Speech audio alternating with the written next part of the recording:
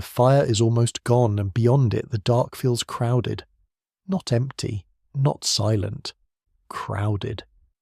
Somewhere out there, beyond the weak ring of light, Ice Age wind moves through dry grass and low pines, and something large shifts its weight in the black.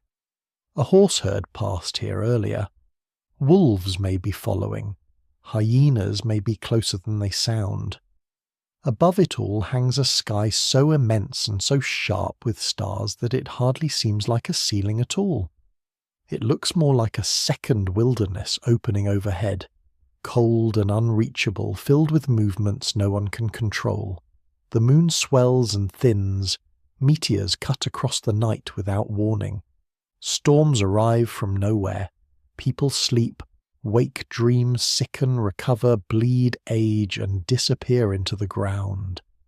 And in this world, long before writing, before temples, before priesthoods, before any god receives a carved face or a proper name, the first pieces of the mystery are already in place. It is tempting to imagine that gods begin dramatically with a thunderbolt, a revelation, a sacred mountain, a king claiming heaven has chosen him. But those are late scenes painted after countless earlier generations have already lived inside a stranger and more uncertain relationship with the world. The invention of gods, if that is even the right word, does not happen in a single place or at a single moment.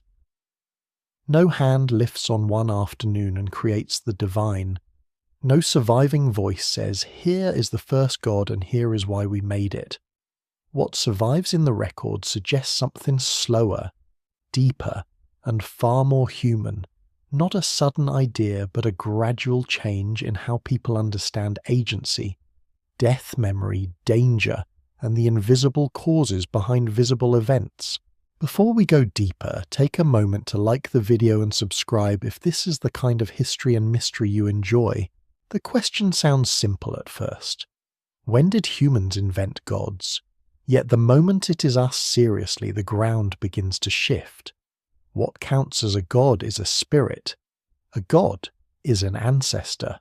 A god is a powerful animal in a cave.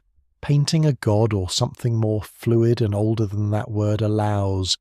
Does religion begin with fear, with grief, with imagination, with dreams, with social control, with agriculture, with storytelling, or with the structure of the human brain itself? Scholars still debate all of this, and the evidence remains incomplete. The farther back the search goes, the less language survives to guide it. Stone tools survive, bones survive, pigments survive, buildings sometimes survive, but thoughts vanish easily, meanings vanish even faster.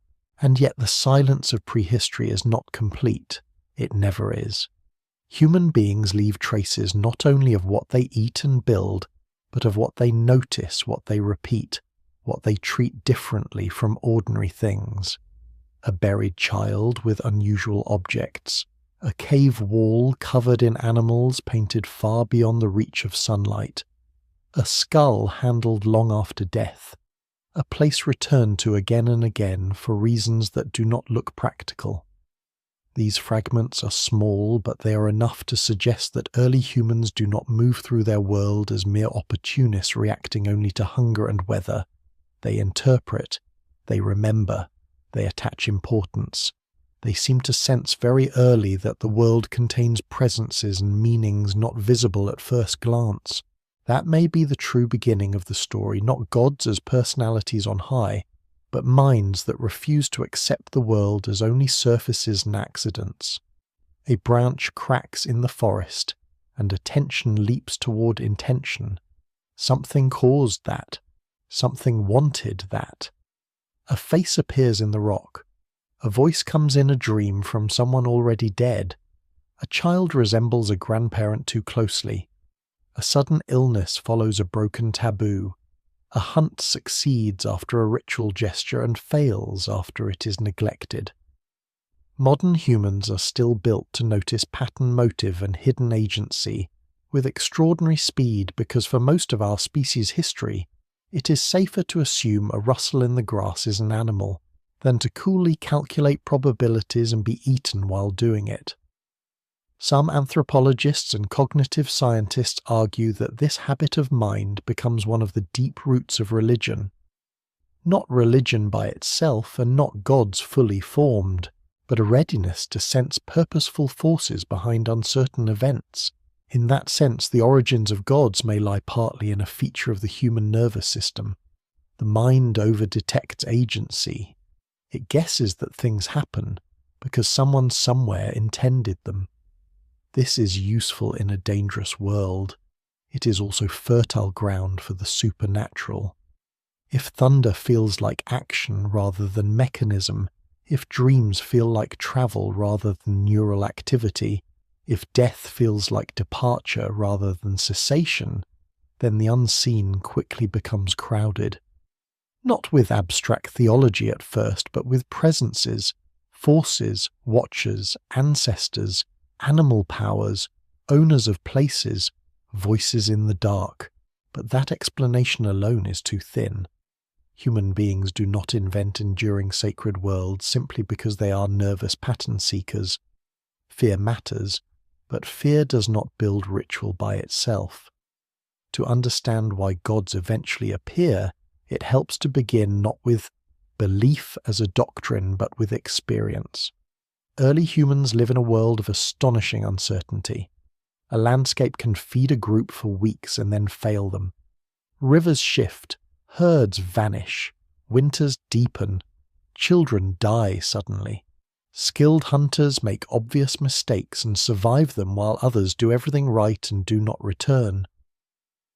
The line between life and death is narrow, and chance must have felt unbearable if left entirely unexplained. So people explain, or perhaps more accurately, they narrate. They place events into stories large enough to hold them. This matters because humans are not simply intelligent animals. They are narrative animals. They do not endure reality as a sequence of disconnected blows. They connect what happens. They remember who offended whom. They recall what was done before the hunt, what was said before the birth, what bird appeared before the storm. Meaning becomes a survival tool of its own. A world interpreted is easier to inhabit than a world of pure randomness. There is another element here, quieter but just as important, the strange fact that humans know they are going to die. Not in the vague biological way other creatures may sense danger or loss, but in the cumulative, imaginative way that turns mortality into a permanent mental presence. Once a species can picture tomorrow in detail, it can picture its own absence as well. Once it can dream vividly, it can also misunderstand dreams vividly. Once it can remember the dead, it can continue to feel them near. The dead do not vanish cleanly from social life. They remain in memory, in fear, in guilt, in longing. A person who was once fully present now appears in sleep in resemblance, in the habits of the living, in places where they used to sit, in tools they once held. For a mind shaped to detect agency, death does not necessarily look like extinction. It can look like withdrawal, departure, transformation, presence without a body. No single explanation fully accounts for this, because the origins of gods likely draw from many streams at once. The fear of predators is one stream, dreams are another, death is another, so is wonder. It would be a mistake to reduce early belief to terror alone, as if ancient people crouch through prehistory, inventing religion merely because they are afraid of storms. They are also astonished.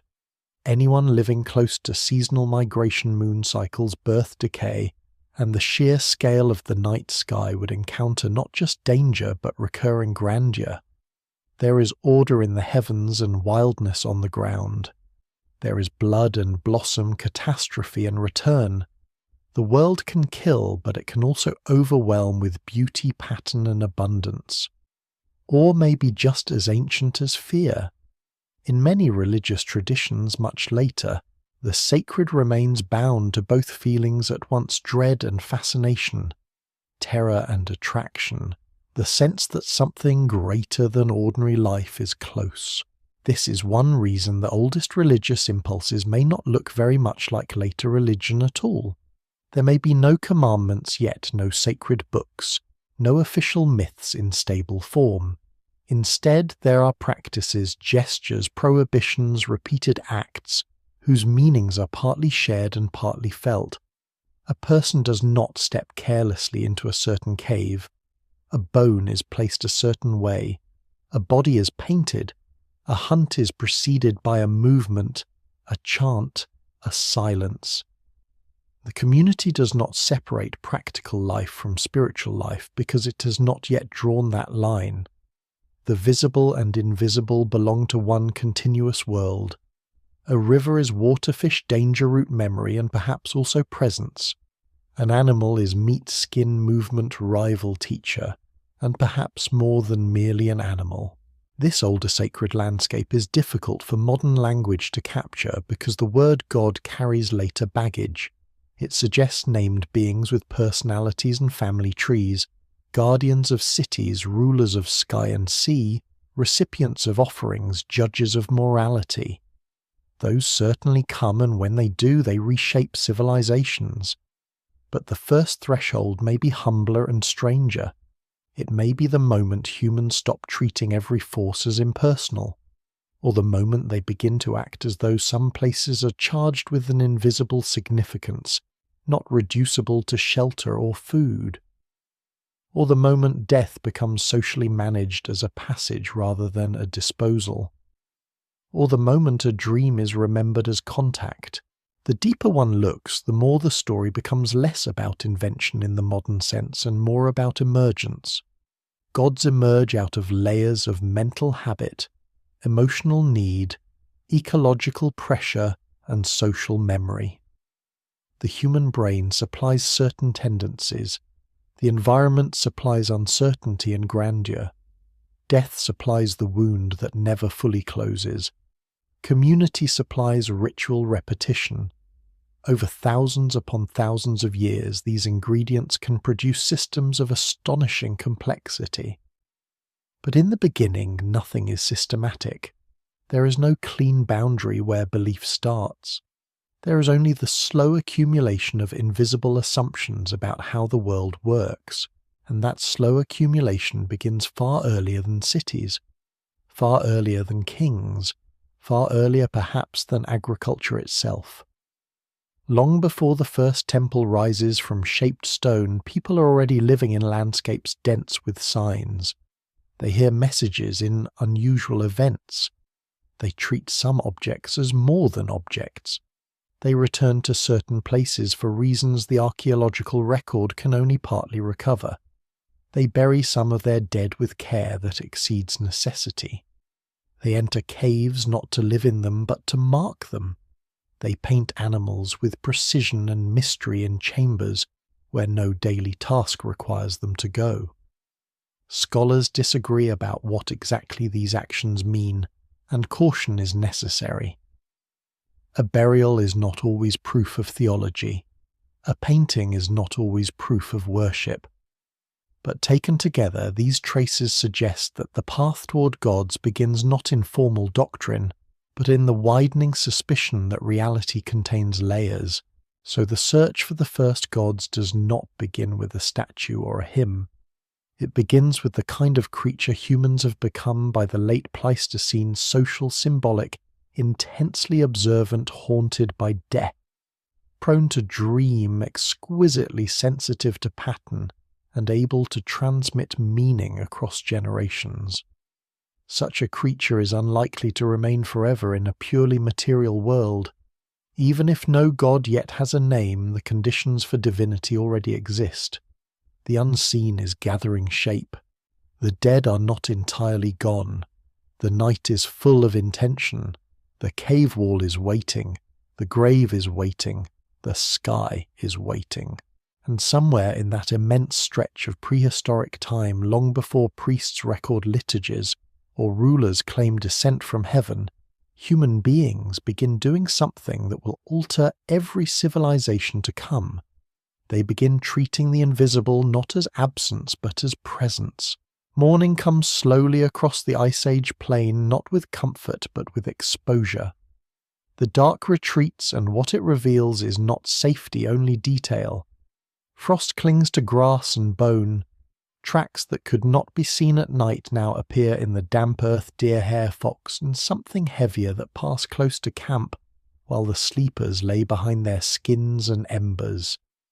The air smells of ash, damp hide, and old blood. A child wakes from a dream and speaks of someone long dead as though they have just stepped out of sight. An older hunter watches birds wheel above a distant carcass and reads in their movement the possibility of food danger or a warning.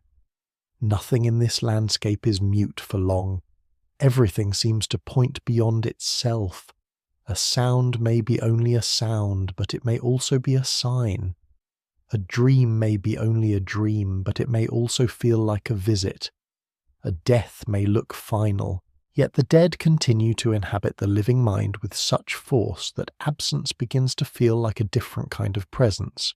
This is where the first signs of awe likely take shape, not in formal prayer, but in repeated encounters with things that exceed easy explanation. Early humans do not need philosophy to feel this. They only need eyes memory grief and the long exposure to a world that regularly overwhelms them. Fire itself must have seemed like a boundary-breaking substance, half tool and half living thing, consuming wood, giving warmth, moving with appetite, surviving in coals even when it appears to die. The moon changes shape but returns. The sun disappears and comes back. Wounds close. Seeds sprout. Animals migrate with a fidelity that may have looked almost intentional, as though they obeyed hidden agreements within the land. Lightning strikes one tree and not another. Some people dream vividly, fall sick, convulse, recover, and speak, as though they have crossed into a place the others cannot see. None of this requires a god in the later sense, but all of it encourages a habit of perception in which visible events are never merely visible events. All matters here because it is often treated as the softer cousin of fear, when in fact it may be one of the strongest forces shaping human thought. Fear narrows attention, or expands it. Fear asks what will kill me, or asks what kind of world is this. The two frequently overlap, especially in prehistory, where the same storm that terrifies also astonishes, and the same animal that feeds a community can seem magnificent enough to exceed the category of prey. Modern people, insulated by artificial light and predictable walls, can still feel a weakened version of this when standing under a sky, unpolluted by cities, or when watching the sea in a storm, or when entering a cave that swallows sound and daylight together. For Paleolithic humans, such encounters are not occasional escapes from ordinary life. They are ordinary life. Awe is not an interruption. It is woven into daily survival. One of the most powerful engines behind this early sacred imagination may have been dreams. Dreams are easy for the modern mind to dismiss, because modern culture supplies alternative explanations early and often. A dream can be filed away as neurological theatre residue, emotion, memory under strange lighting. But for people without that framework, and especially for people who already live close to death, animals and unstable fortune dreams can carry immense interpretive weight. A person lost in winter appears at night speaking clearly. A dead mother seems present, whole and active. An animal encountered in sleep later appears on the hunt. The dreamer wakes, shaken, convinced not that the mind has produced an illusion but that contact has occurred. Scholars still debate how far dreams shaped early religion because dreams do not fossilize, yet it is difficult to imagine that they did not matter. They offer exactly the kind of experience that blurs the line between life and death, self and other body and soul. This matters because humans are among the few creatures capable not only of dreaming but of telling one another about dreams in elaborate symbolic detail. A dream retold around a fire becomes social fact of a kind. Others interpret it, others remember it, others change behavior because of it. Over time, the private vision becomes communal knowledge. It can warn, authorize, explain, or console. A landscape shaped by dreams is already a landscape partly inhabited by the unseen. The invisible gains texture long before it gains theology. The same may be true of echoes, reflection, shadows, and breath. These seem almost too simple to mention, yet in many traditional belief systems, much later the soul is imagined in relation to breath, shadow, image, or double. The evidence from deep prehistory remains fragmentary, but the raw experiences are universal. A person sees their reflection in still water. They hear their own voice thrown back by stone. They watch breath leave the mouth in cold air like a temporary visible self. They see a shadow keep company with the body and then disappear into darkness. These are not trivial perceptions in a symbolic species. They invite comparison. They generate analogies. They make the self feel divisible, extended, unstable. If a person can appear in a dream and in a reflection, if a voice can come from stone, if breath seems tied to life and vanishes at death, then the idea that a human being contains something more than flesh becomes easier to imagine. Animals likely contribute just as much to this widening sense of hidden power. Paleolithic life is lived among animals not as background scenery, but as competitors, predators, teachers, and sources of nourishment upon whom survival directly depends. Humans track them obsessively. They learn their roots, breeding cycles, temperaments, strengths, and vulnerabilities. They admire what they fear and imitate what they admire. An eagle sees farther. A wolf coordinates better.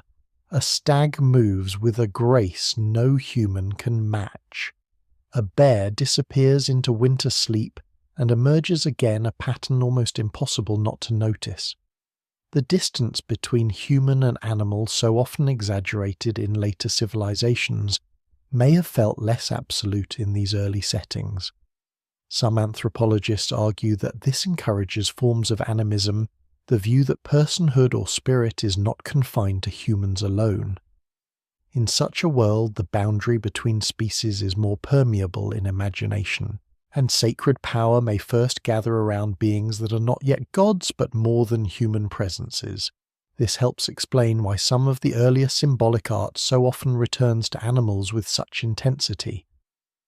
The famous painted chambers of Paleolithic Europe are filled not with ordinary scenes of daily life but with bison horses, aurochs, lions, mammoths, rhinoceroses, deer. Predators and prey alike appear with an attention that is both precise and charged. Scholars still debate whether these images relate to hunting, magic, storytelling, territorial marking, initiation, trance teaching, or combinations of all of these. No single explanation fully accounts for them. Yet whatever else they are, they suggest that animals carry meanings beyond utility. They are not simply counted as calories on the hoof. They occupy the symbolic center of a world in which human life is entangled with powers it does not fully master. The sky offers another kind of lesson. Long before astronomy becomes science, the heavens supply one of the oldest theaters of pattern available to human attention.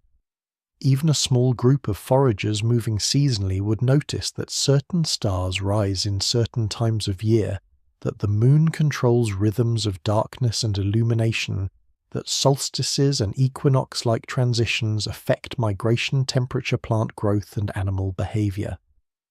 Whether early people map this carefully or intuit it loosely, the result is the same. The sky appears ordered in a way the ground often does not. It repeats, it returns, it governs from above without obvious contact. A species already primed to detect agency can easily experience this not as mechanism but as will or order. Or before the heavens may be among the oldest religious emotions because it combines beauty, regularity, distance, and absolute indifference. The stars do not answer, and yet they seem too consistent to be meaningless. Then there is the strange case of luck. A successful hunt depends on skill, but never on skill alone. Weather shifts, wind turns, a single snapped twig undoes hours of stalking, an animal bolts in the wrong direction and survives. Another stumbles into reach. In a small community where survival rides on unstable outcomes, luck is too important to leave uninterpreted. Ritual can enter here almost naturally.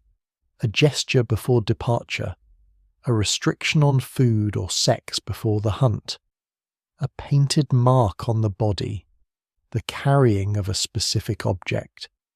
At first, these may be habits, traditions, or tested routines whose origins are barely remembered.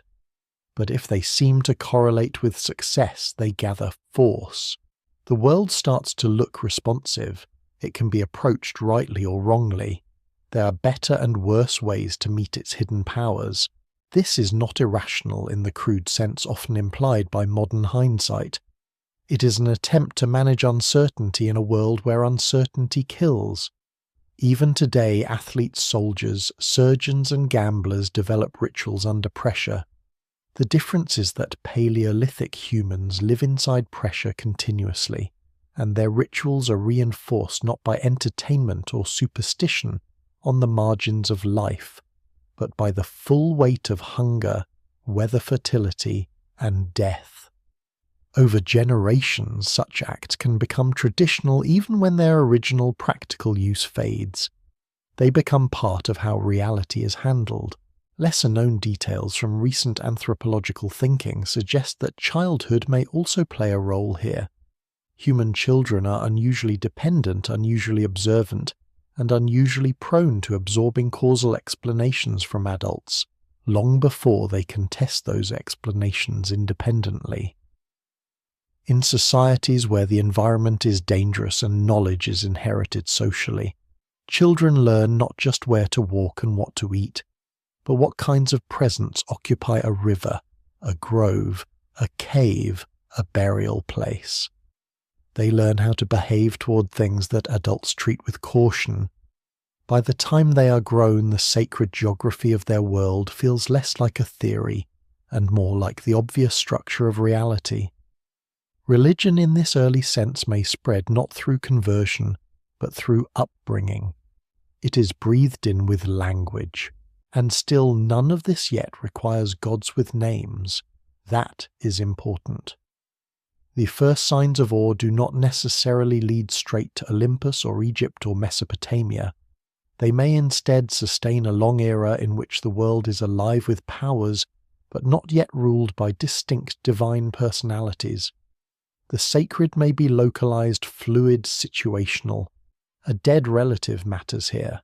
A cave matters there. A herd matters in one season. A storm matters at one crossing. This older way of sensing the world may remain dominant for tens of thousands of years. What survives in the record suggests continuity more than sudden invention. Yet awe, once stabilized socially, changes human behavior in durable ways. It encourages reverence towards certain places. It makes some objects untouchable except under special conditions. It deepens memory because what is sacred must be remembered accurately. It creates roles for those who interpret unusual events better than others.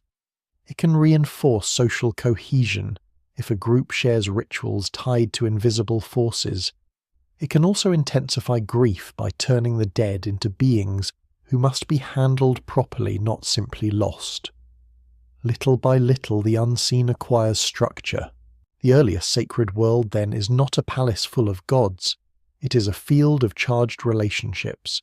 Humans, animals, ancestors, weather, landscapes, sleep, and death all seem entangled in ways too important to ignore.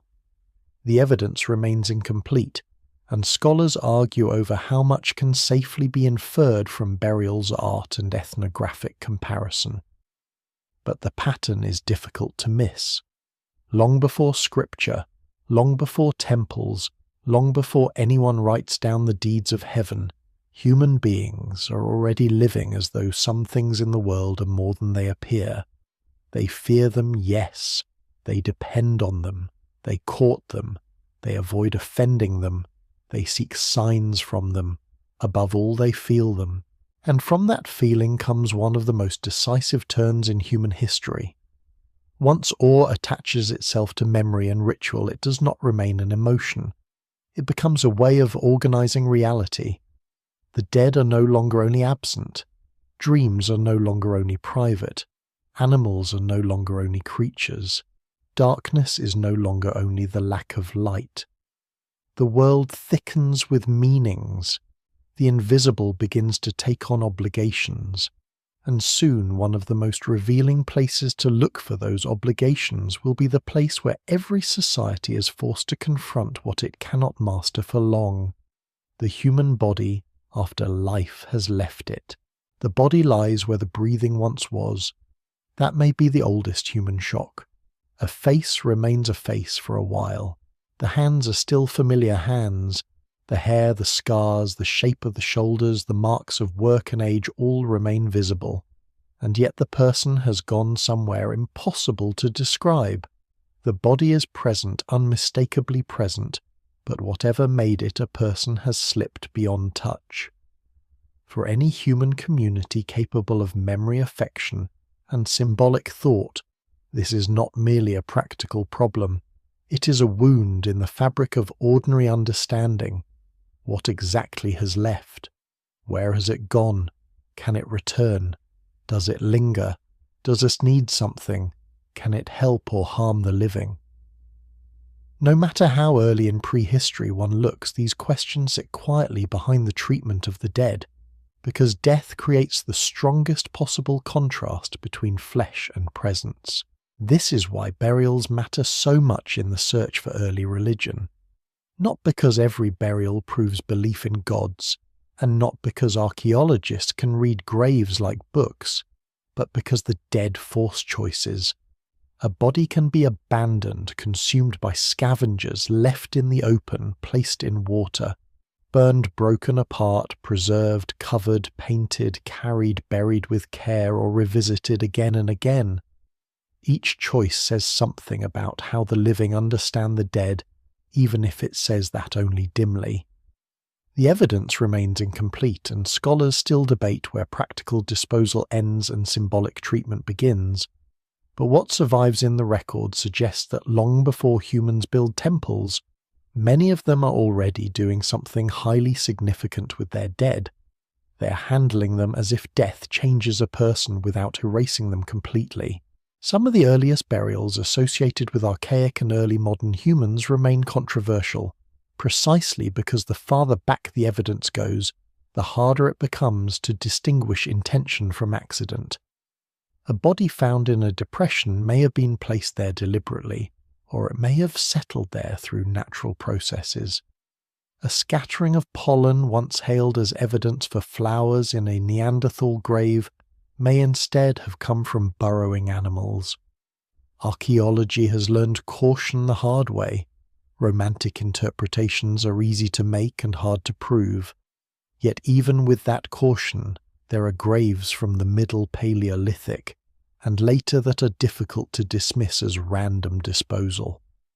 Bodies are placed in specific positions. Some are accompanied by tools, pigments, ornaments, animal parts, or unusual objects. Some sites show repeated use. What exactly these acts mean is uncertain, but they are not indifferent acts. That distinction matters. Indifference leaves fewer patterns. Care leaves traces. In several Upper Paleolithic burials, red ochre appears with the dead staining bones and soil with iron-rich pigment that looks strikingly like blood. Ochre has many possible uses. It can preserve hides, mark bodies, and serve practical needs. But when it appears in graves in repeated and deliberate ways, it begins to feel symbolic. Scholars debate whether it represents life, rebirth, status, purification, or something else entirely. No single explanation fully accounts for it. Still, the repeated use of red in burial settings suggests that colour itself has entered the realm of meaning. The dead are no longer disposed of only as dangerous remains. They are transformed through ritual gesture. There is something profoundly revealing in that. Ritual begins where practical necessity is exceeded. To dig a grave is already labour. To place a body carefully is more labour. To add ochre ornaments, tools, beads, antlers, blades, shells carried from far away, or the remains of animals is to do more than sanitation requires. It is to say without writing a word that the dead continue to matter. A child buried with thousands of beads, as in the famous Sunga site in Ice Age Russia, was not simply hidden from decay. That child was marked, distinguished, remembered through effort so extraordinary that even now it startles. The labour represented by those beads is immense. Each one had to be made pierced, handled, arranged. Such treatment suggests social meaning far beyond disposal. Whether that meaning points to afterlife status, lineage, ancestral importance, or all of these together, it shows that death has become culturally elaborated. This is one of the strongest clues in the long prehistory of gods. Before named deities dominate the sacred world, the dead may stand much closer to the centre. Ancestors or proto-ancestors are easier to imagine than sky-ruling gods, because they are socially continuous with the living. They were here. Their faces are known. Their voices are remembered. Their tools remain. Their places in the group do not vanish instantly just because the body has failed. Many later traditional societies give the dead a long afterlife inside social memory, treating them as ongoing presences who can bless, punish, guide, or require offerings. It would be simplistic to project those systems directly backward into the Paleolithic, but the possibility that early belief begins with the dead rather than with distant creators is a serious one. If humans first invent any enduring invisible persons, the dead are among the strongest candidates. Dreams reinforce this possibility with remarkable force. A dead relative appears at night speaking or moving exactly as before. For a modern person, this can be emotionally intense but conceptually manageable. For a prehistoric person living without a firm, naturalistic explanation of consciousness, dreams could be powerful evidence that the dead persist in another state. The body in the ground is still. The person in the dream is active. The contradiction demands interpretation. One solution, perhaps one of the oldest, is that some part of the person survives bodily death.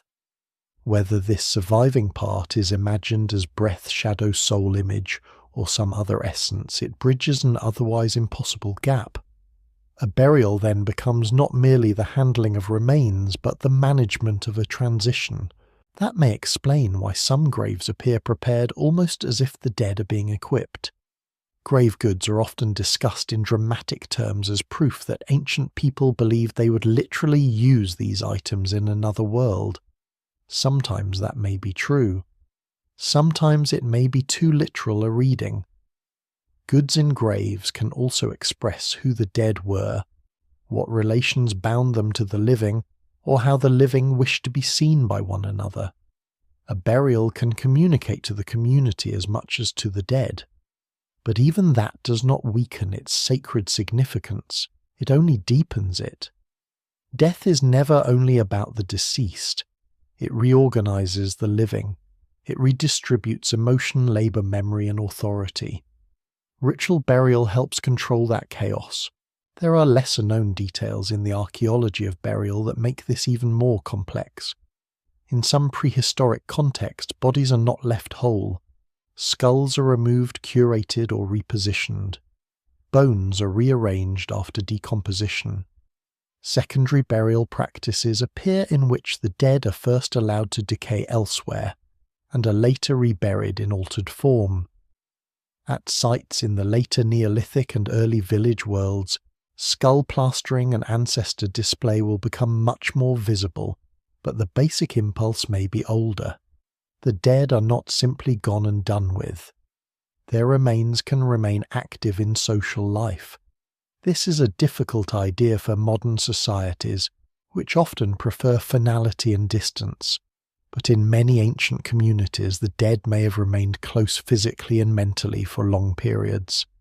A skull kept or revisited is not merely a leftover object, it is a material anchor for memory and perhaps for presence. This closeness complicates the usual story that religion begins with fear of nature alone. Nature matters certainly. Storms, animals, drought, and celestial order all shape early belief. But the dead may shape it more intimately. A storm is immense and external. A dead mother, sibling, hunter, or child is intimate, personal, impossible to forget. The emotional force of bereavement can hold invisible presence near the centre of human life, far more steadily than occasional terror before the sky. Scholars still debate the relative importance of ancestor veneration in deep prehistory, because direct evidence is sparse, yet grief is universal and socially formative.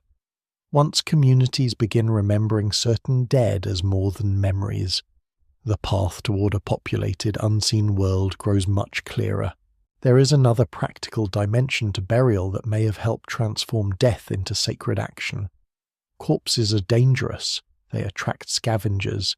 They smell. They can spread disease, though prehistoric people wouldn't describe it in those terms. Managing the dead is therefore necessary, but necessity often becomes ritualized. Washing a body, wrapping it, placing it, speaking over it, painting it, orienting it in a particular direction, visiting it afterward, these are all ways of turning raw disposal into meaningful order. Humans repeatedly turn necessary acts into symbolic acts, especially when those acts concern thresholds: birth, puberty, mating, illness, and death. Burial may therefore sit at the junction where hygiene, grief, and cosmology meet. The body must be handled. The loss must be understood. Ritual does both at once. And because burial is communal, it teaches belief socially. Children see adults pause, lower their voices, alter their movements, avoid certain jokes, perform certain gestures, place certain things in the earth, and not others. The dead become a domain governed by special rules. Such rules do not need written doctrines to become durable. They need repetition, emotion, and visible seriousness. Over generations, burial customs can stabilize ideas about personhood, kinship, status, contamination, memory, and the possibility of another realm. The community learns not only that death matters, but how it matters.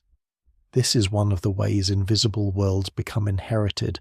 The treatment of children in some prehistoric graves is especially haunting and especially revealing. In many later societies, high infant mortality is sometimes assumed to produce emotional distance, as if frequent death makes loss easier. The archaeological record offers little support for that cynical idea. Some child burials are among the most elaborate known. Even when survival is precarious, grief remains capable of enormous expression.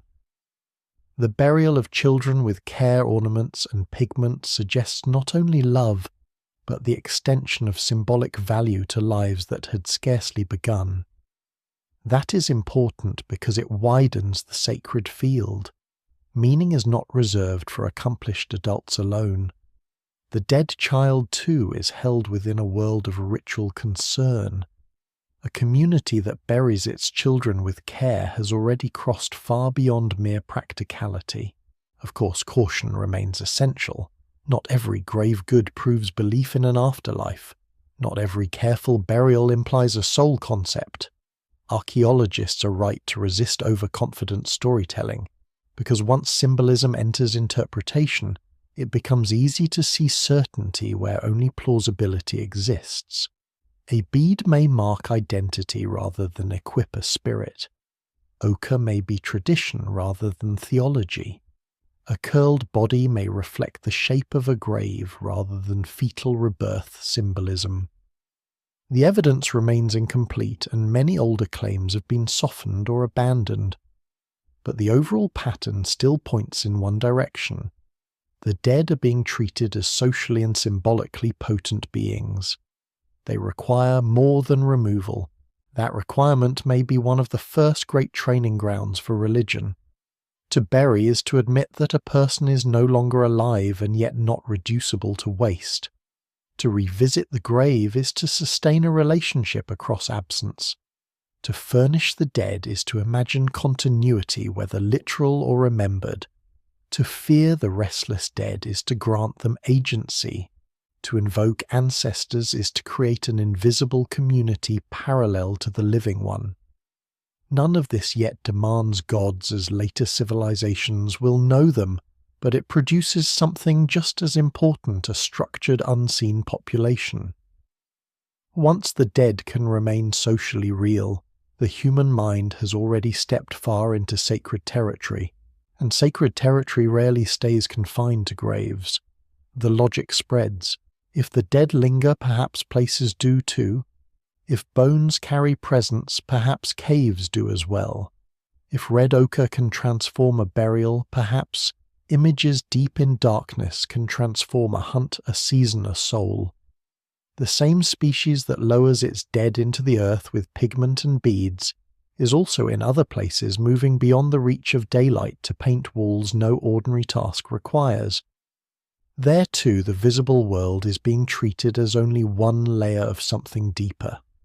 There too humans behave as if contact with another order of reality is possible. And in those dark chambers far from the weather and the camp, the first sacred geography begins to take on stone and shadow. The entrance narrows and daylight fails quickly. A few steps inside the world begins to change its rules. The air cools, sound thickens, moisture gathers on stone. Shadows no longer fall in familiar ways because shadows now come from carried flame, not from the sun. A hand lifted before the face glows red for an instant and then vanishes again into the dark. The deeper chambers twist and open unpredictably. Walls bulge where none should bulge. Cracks resemble mouths. Stalagmites rise like frozen growths from the floor.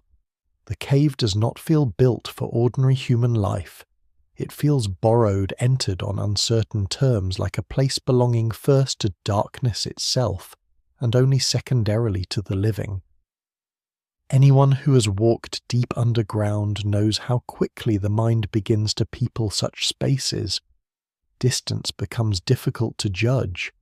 Echoes come from directions that seem wrong. The ordinary map of the world anchored by horizon and sky collapses. If any landscape could teach early humans that reality has hidden layers, it is this one. That may be why caves occupy such an extraordinary place in the archaeology of early symbolism. Not all caves are sacred. Many are shelters, storage places, practical refuges. But some chambers, especially deep painted chambers, do not look practical at all. They require deliberate movement into dangerous darkness. Some are difficult to reach even now. The most famous examples from Upper Paleolithic Europe, Chauvet-Lascaux, Altamira, and others contain art of astonishing skill and intensity, yet much of that art lies far from daily living areas. This is one of the strongest clues that the purpose of these spaces exceeds decoration. People are not simply brightening their homes. They're entering another kind of place and leaving marks where ordinary life does not need marks. The paintings themselves deepen the mystery. Horses surge across stone ridges that seem to make them move. Bison lower their heads as if in tension or warning. Lions appear lean, quiet, and watchful. Rhinoceroses, mammoths, deer, aurochs, ibex, and creatures both familiar and rare gather in sequences that are not quite narrative and not quite random. Sometimes a natural curve in the wall becomes the shoulder of an animal. Sometimes scratches, dots, handprints, or abstract signs appear beside the figures as if the artists are recording something more than the animals themselves. Human figures are scarce and often distorted. The balance is striking.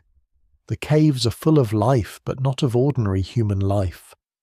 It's as if people descend underground to place the more than human at the centre. Scholars still debate what these painted caves are for, and the debates have lasted for generations, because no single explanation fully accounts for all the evidence. One older theory proposed hunting magic paint the animal master. The animal improve the hunt. There are reasons to think ritual and hunting may indeed overlap, but the theory is too narrow on its own. Some species painted were not major food sources. Some dangerous predators appear with great care despite limited practical utility. Other researchers have emphasized myth-teaching initiation, territorial marking, social memory, or structured encounters with altered states of consciousness. More recently, many scholars lean toward mixed explanations. A cave can be many things at once: ritual stage teaching, site memory, palace, mythic map, acoustic chamber, and threshold between ordinary space and another order of experience. That idea of threshold may be the most useful. A cave is neither open landscape nor human settlement. It belongs to the earth but lies beneath it. It is entered through a mouth-like opening and descends into hidden chambers. Water drips in darkness. Strange forms emerge from stone itself. Firelight turns still images into moving presences. In later mythologies across many cultures, caves become places of birth, death, revelation, monsters, gods, ancestors, and entrances to underworlds. It would be too easy to project those later meanings backward and declare the Paleolithic caves to be clear underworld shrines. The evidence remains incomplete, yet the physical properties of caves already make them ideal environments for sacred interpretation. They separate the visitor from ordinary light, ordinary sound, and ordinary orientation. They induce a sense of crossing. Lesser-known details from cave research make this even more compelling.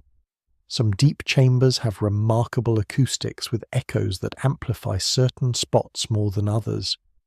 In a few sites, concentrations of paintings seem to correspond at least partly with resonant locations.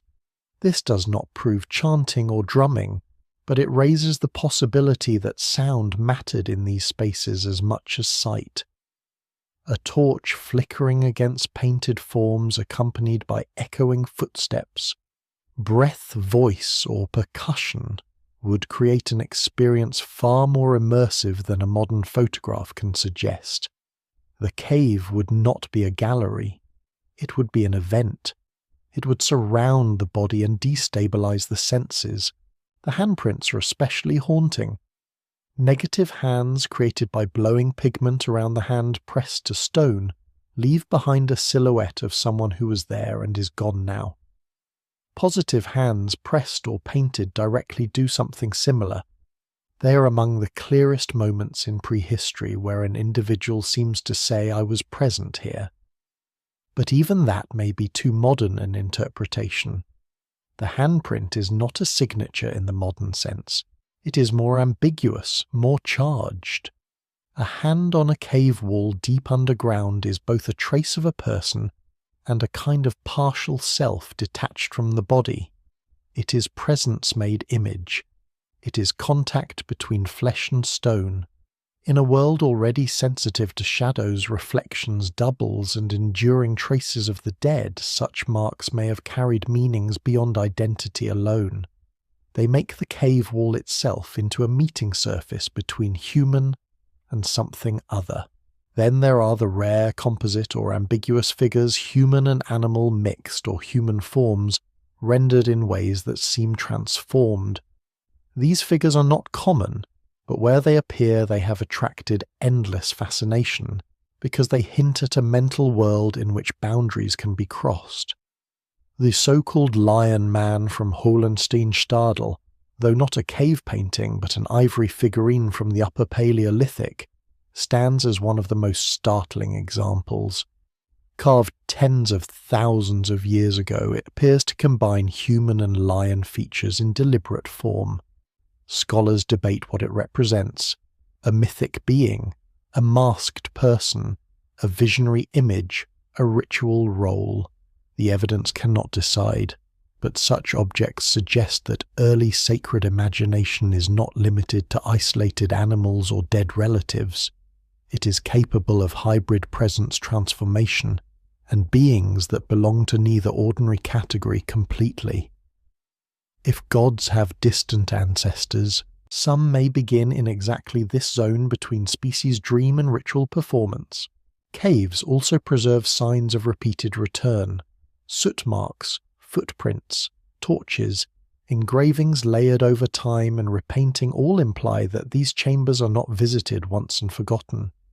People go back. That alone is significant.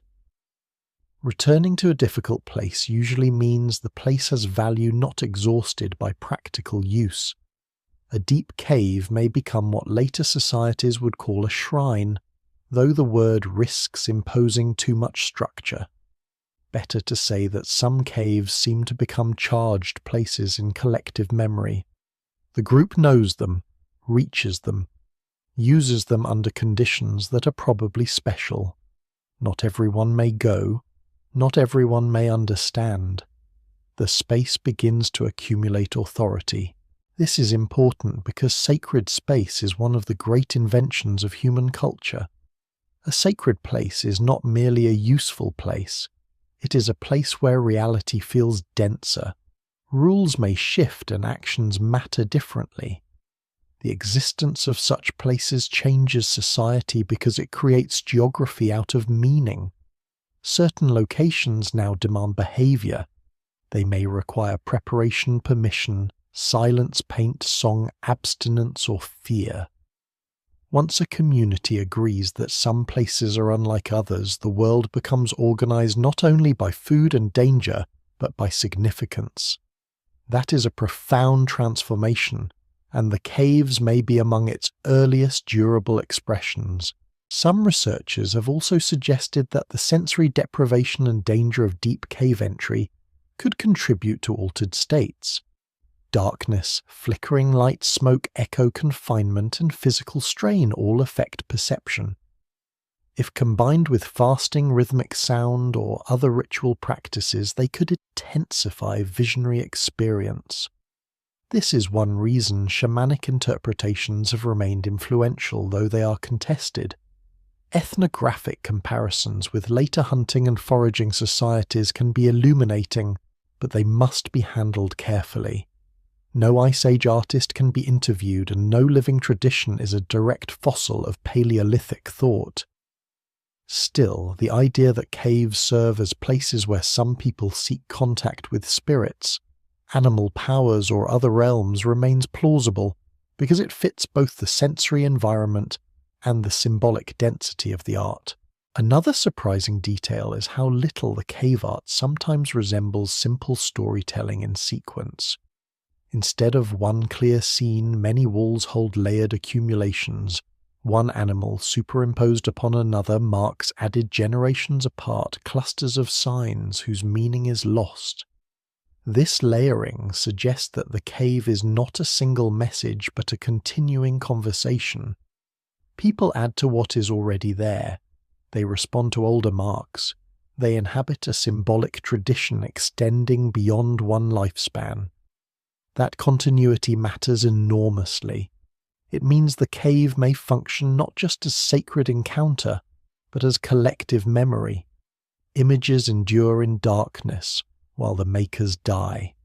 Later visitors see them and enter a space already inhabited by ancestral marks. In that sense, the cave becomes social across time. It joins the living to the dead, and perhaps that is part of its power.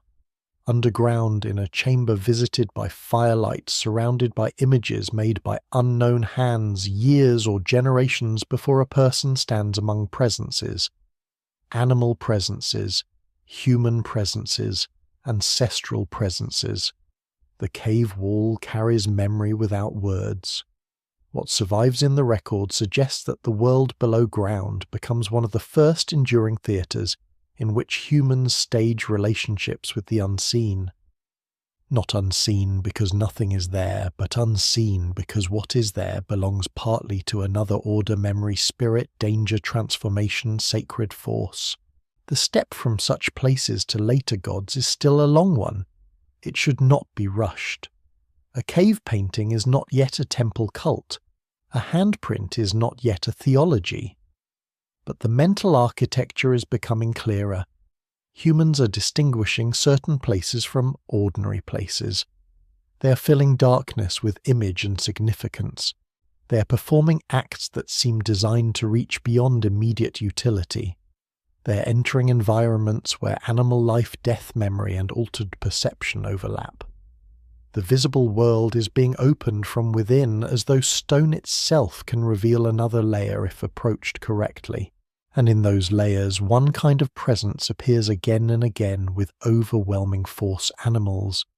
Not simply as prey, not simply as danger, but as beings carrying a concentrated power humans seem both to pursue and to revere.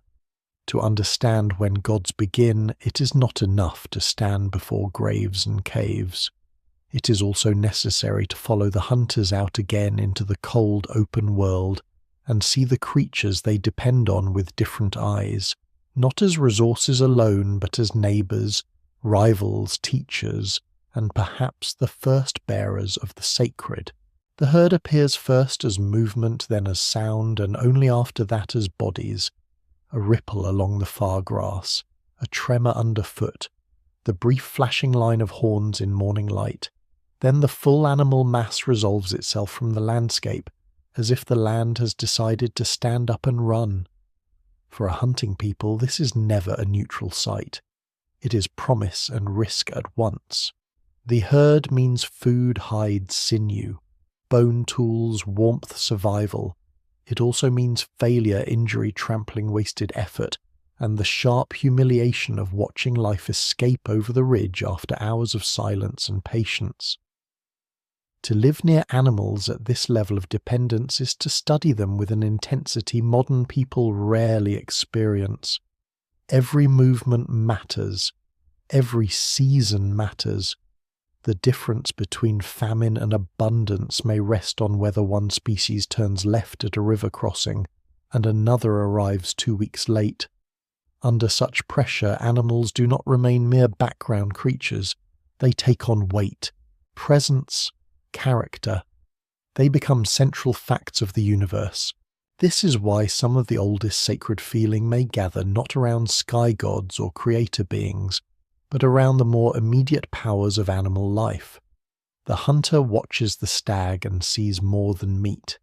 He sees alertness so refined that the animal senses danger before it is visible. He sees speed no human can match, hearing tuned to tremors in the air muscles coiled with elegant violence. The lion, the bear, the aurochs, the wolf, the mammoth, the eagle each embodies capacities humans lack and yet need to understand.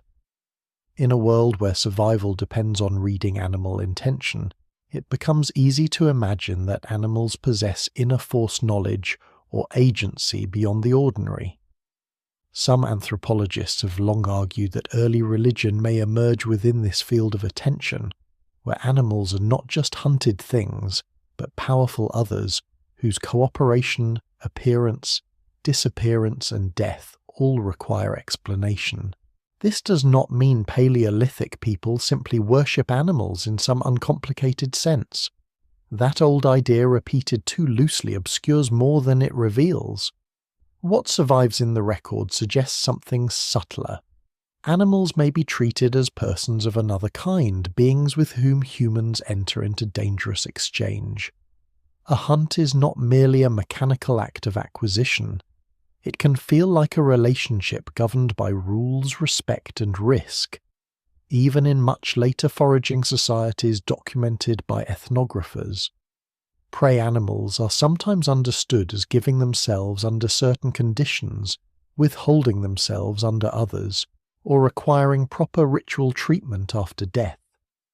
These beliefs vary enormously and cannot be projected backward without caution, but they show how hunting life can support a sacred moral economy between species. The kill is never purely technical. It carries tension because the creature taken was animate-aware and powerful in its own domain. That tension may help explain the strange mix of realism and reverence in Paleolithic animal imagery. The painters of Chauvet or Lascaux do not sketch animals casually. They observe them with loving precision, then place them in darkness under conditions that suggest more than instruction. A bison's shoulder is not simply correct, it is monumental. A horse's flank seems to hold motion in reserve. A lion's stare has the stillness of another intelligence. These are images of intimacy, but not of ownership. Humans know these animals well, yet the art does not reduce them to domesticated familiarity. They remain other. That otherness may be one of the earliest forms of the sacred, the recognition that another being exists with its own will, its own power, and its own kind of world. There is also the matter of imitation. Human beings have always learned through mimicry, and early hunters likely copied animal movement not only for practical stalking, but for play teaching and ritual. A body crouching like a cat, stamping like a hoofed beast, raising arms like antlers, or masking the face with skull hide or horn, crosses a significant threshold. For a moment, the person does not merely observe the animal, but enters its pattern. This can be deeply practical in hunting, but it can also become ceremonial. A masked dancer is still human, of course, yet the act of transformation matters. It suggests that the line between human and animal can be explored, negotiated, and perhaps temporarily crossed. In that imaginative crossing lies one possible ancestor of later divine imagery, where beings become hybrid, liminal more than human. Some of the most intriguing objects from prehistory live exactly in this uncertain zone. The Lion Man figurine is one example, but it's not alone in hinting at a world where species boundaries are symbolically permeable. Composite beings in cave art antlered, or therianthropic figures and images whose meaning remains disputed, all suggest that humans sometimes envision persons who are not simply men, women, or beasts. Scholars still debate whether such images reflect masked ritual specialists.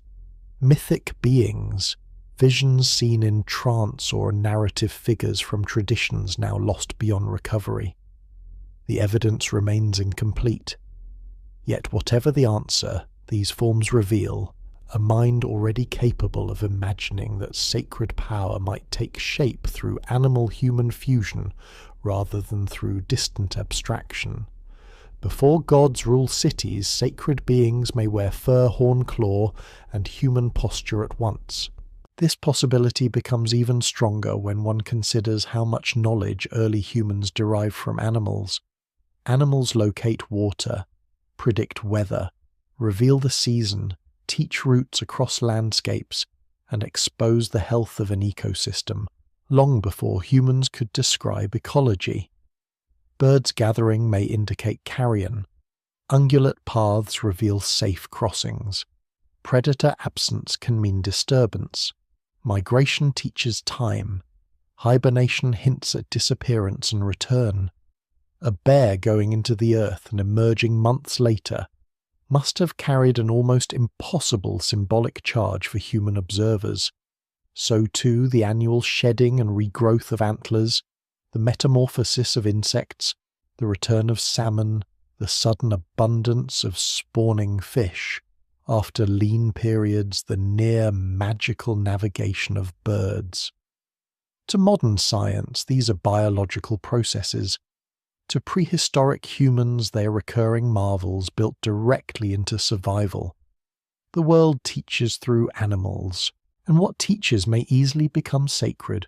There is a lesser known but revealing pattern in the archaeology of many later hunter-gatherer and early farming traditions. Animal remains are not always discarded casually after use. Horns may be arranged. Skulls may be displayed. Particular bones may be treated with more care than others. At Göbekli Tepe much later, animal imagery dominates monumental stonework. In Neolithic villages, cattle skulls and horns sometimes take on architectural importance. In many societies beyond prehistory, the remains of powerful animals become talismans, ritual objects, boundary markers, or ancestral emblems.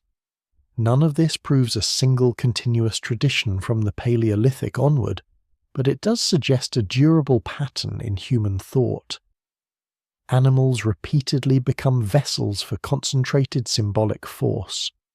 They do so not because humans fail to distinguish themselves from other creatures, but because they recognize in animals capacities, dangers, and presences that demand special treatment. The sacred relationship with prey may also contain an ethical paradox that becomes central to later religion. Humans depend on killing beings they admire.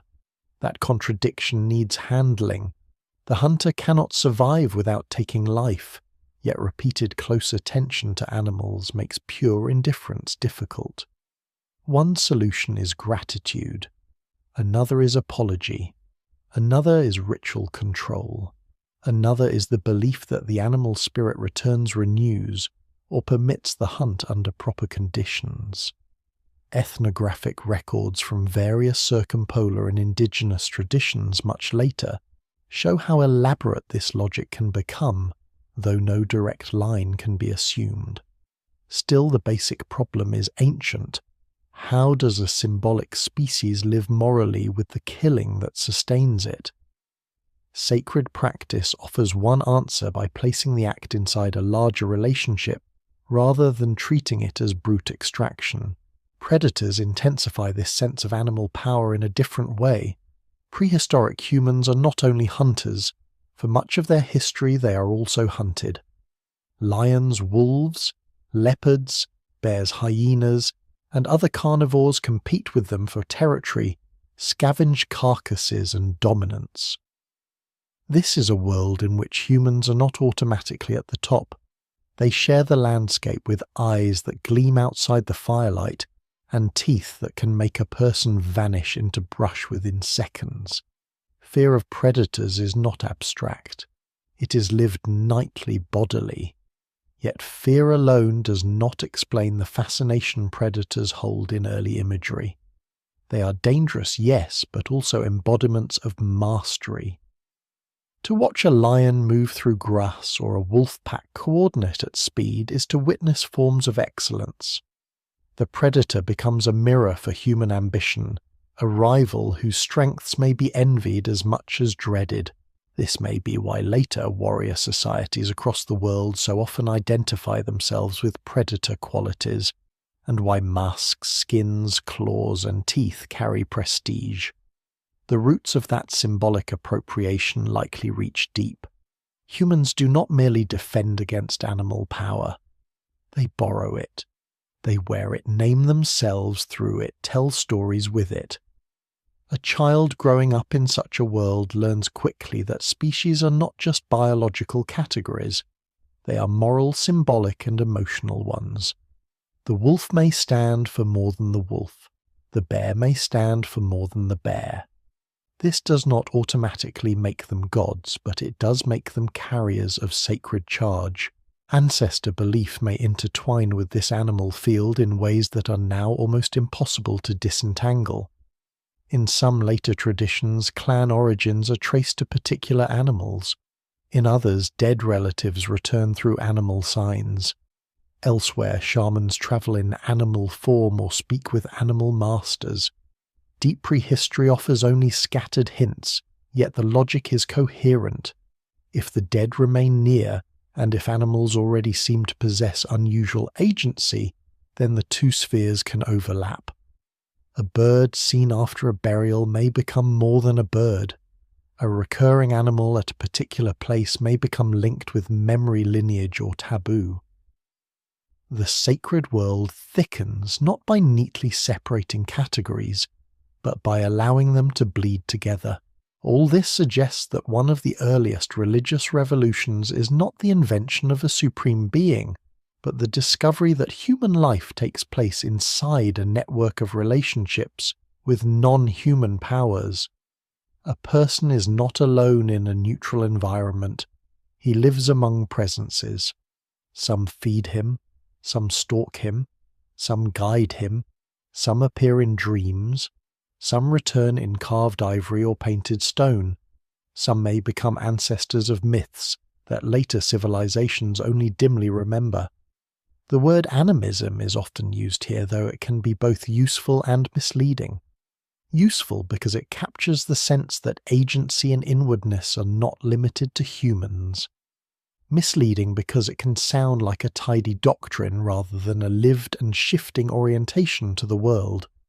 Early sacred life is probably less systematic than that. It is practical, emotional, embodied, and constantly tested against hunger and danger, and yet it is not merely instinctive.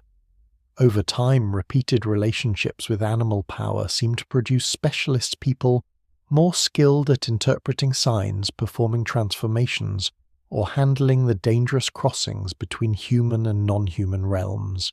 A group may tolerate ordinary reverence, but some individuals go further.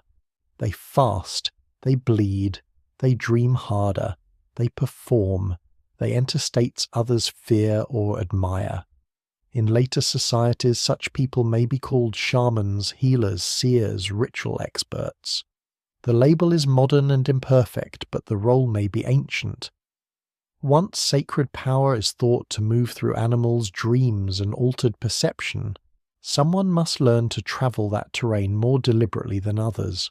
That is where the story darkens and deepens, because once humans believe that certain people can enter the unseen and return with knowledge, the invisible is no longer only a background presence.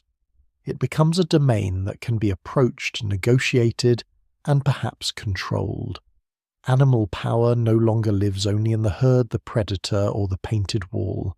It enters the human body through trance, costume dance, ordeal, and vision. And in that crossing between ordinary awareness and altered reality, the first true intermediaries between human communities and the unseen may begin to emerge.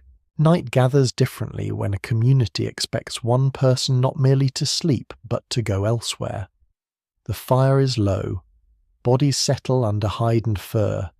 The ordinary noises of camp begin to thin a cough, a child turning embers shifting in ash. Then one figure remains wakeful, or seems to. Perhaps the face is painted.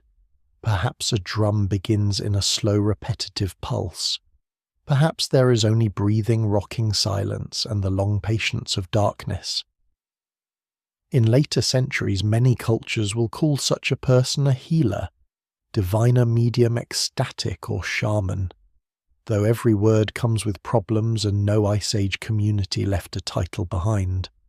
Still, what survives in the record and in careful anthropological comparison suggests that very early in human history, some individuals may have been treated as specialists in crossing the fragile line between the visible world and whatever lies behind it. If gods were not yet fully formed, the journey toward them may still have required guides. This is one of the most compelling and most contested ideas in the study of early religion. For more than a century, scholars have proposed that altered states of consciousness play a central role in the development of sacred belief. The basic logic is powerful. Human beings everywhere are capable of entering unusual mental conditions through fasting, dancing, drumming, pain, sleep, disruption, sensory deprivation, psychoactive plants, illness, fever, grief, hyperventilation, and extreme emotional stress. In such states, the ordinary boundaries of self can loosen. Time distorts. Sounds and images intensify. Patterns become charged. A person may feel watched, lifted, dissolved, transformed, or accompanied by presences whose reality is overwhelming in the moment. If such experiences occur in a symbolic species that already buries its dead dreams, vividly paints caves and treats animals as more than mere animals, then these states do not remain private neurological events. They become interpreted encounters, they become evidence. That may be one of the great turning points in the long invention of gods.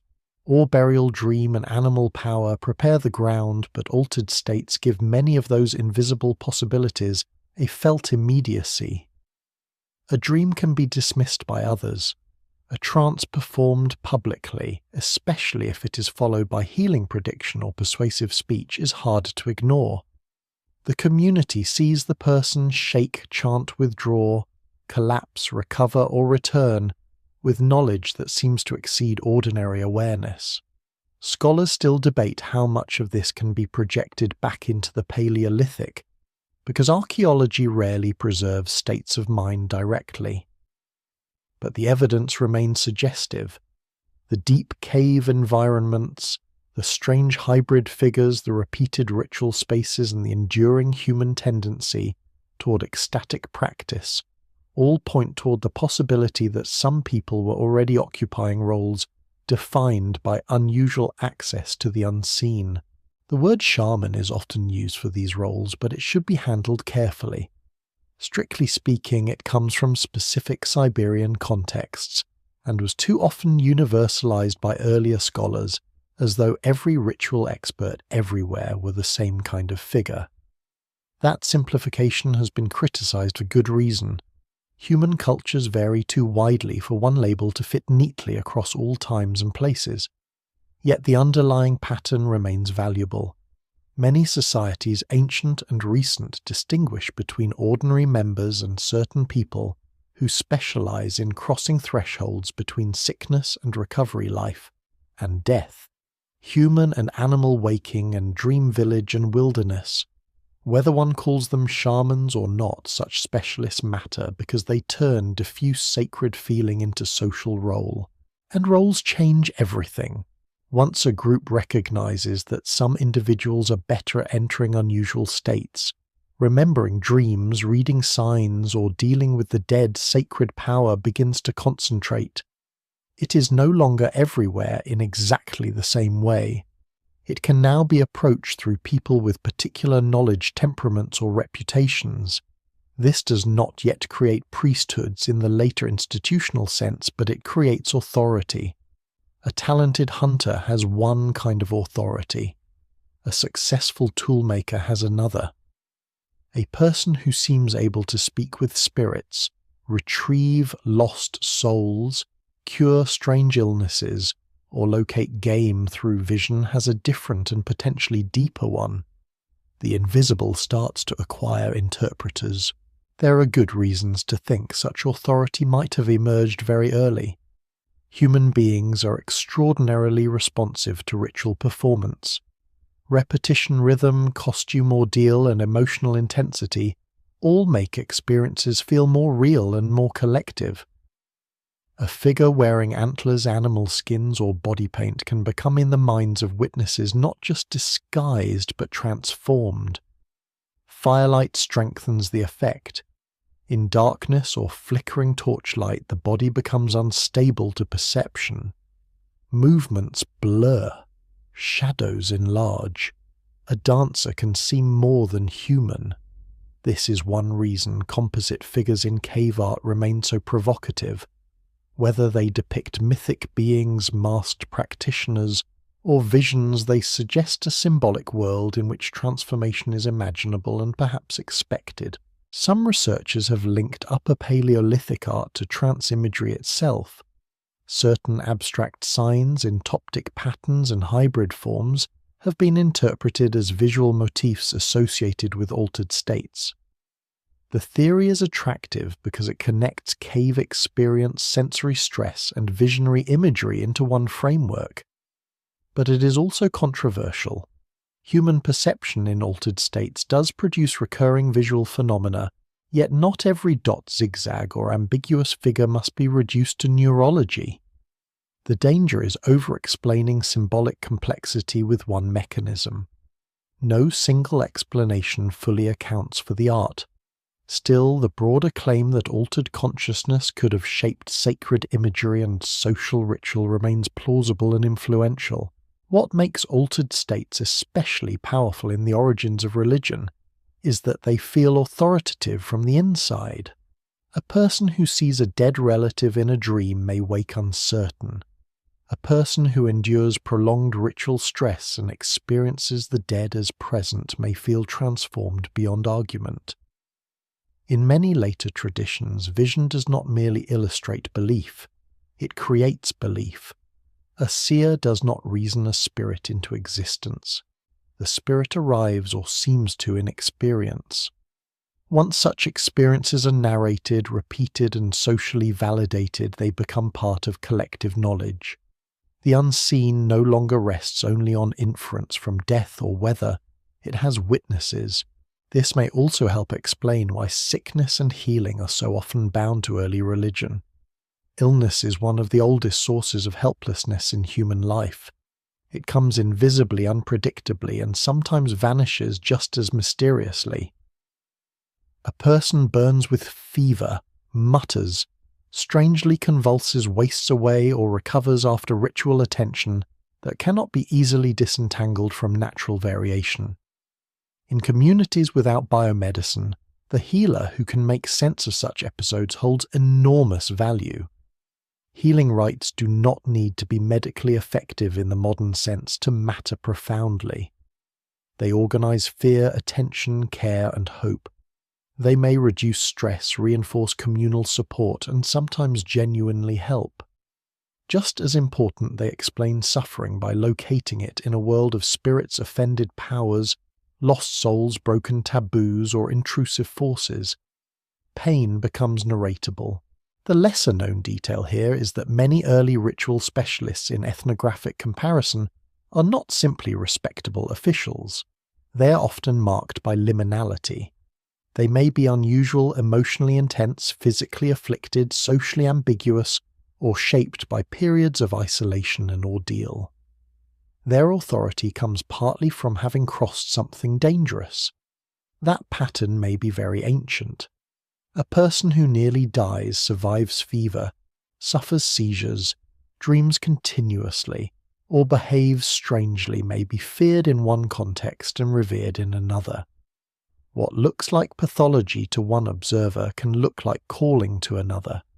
Scholars have sometimes suggested that experiences modern psychiatry would classify in one way may in earlier societies have been interpreted spiritually. This should not be romanticized, but it does reveal how porous the boundary between illness and revelation can be in sacred history. If this is true, then the invention of gods is tied not only to collective anxiety and shared ritual, but also to exceptional minds and bodies. Some individuals become laboratories of the sacred. Through them, the community explores what lies beyond ordinary awareness. Through them, animals speak ancestors, instruct weather-warns, and the dead linger in forms that seem actionable. A world already dense with signs becomes denser still when someone claims not merely to sense those signs, but to enter their source. This process also encourages story. Visionary experience alone is chaotic. To become socially useful, it must be told, shaped, remembered, and fitted into patterns others recognize. A healer returns from trance and recounts what was seen. A dream is interpreted through older stories.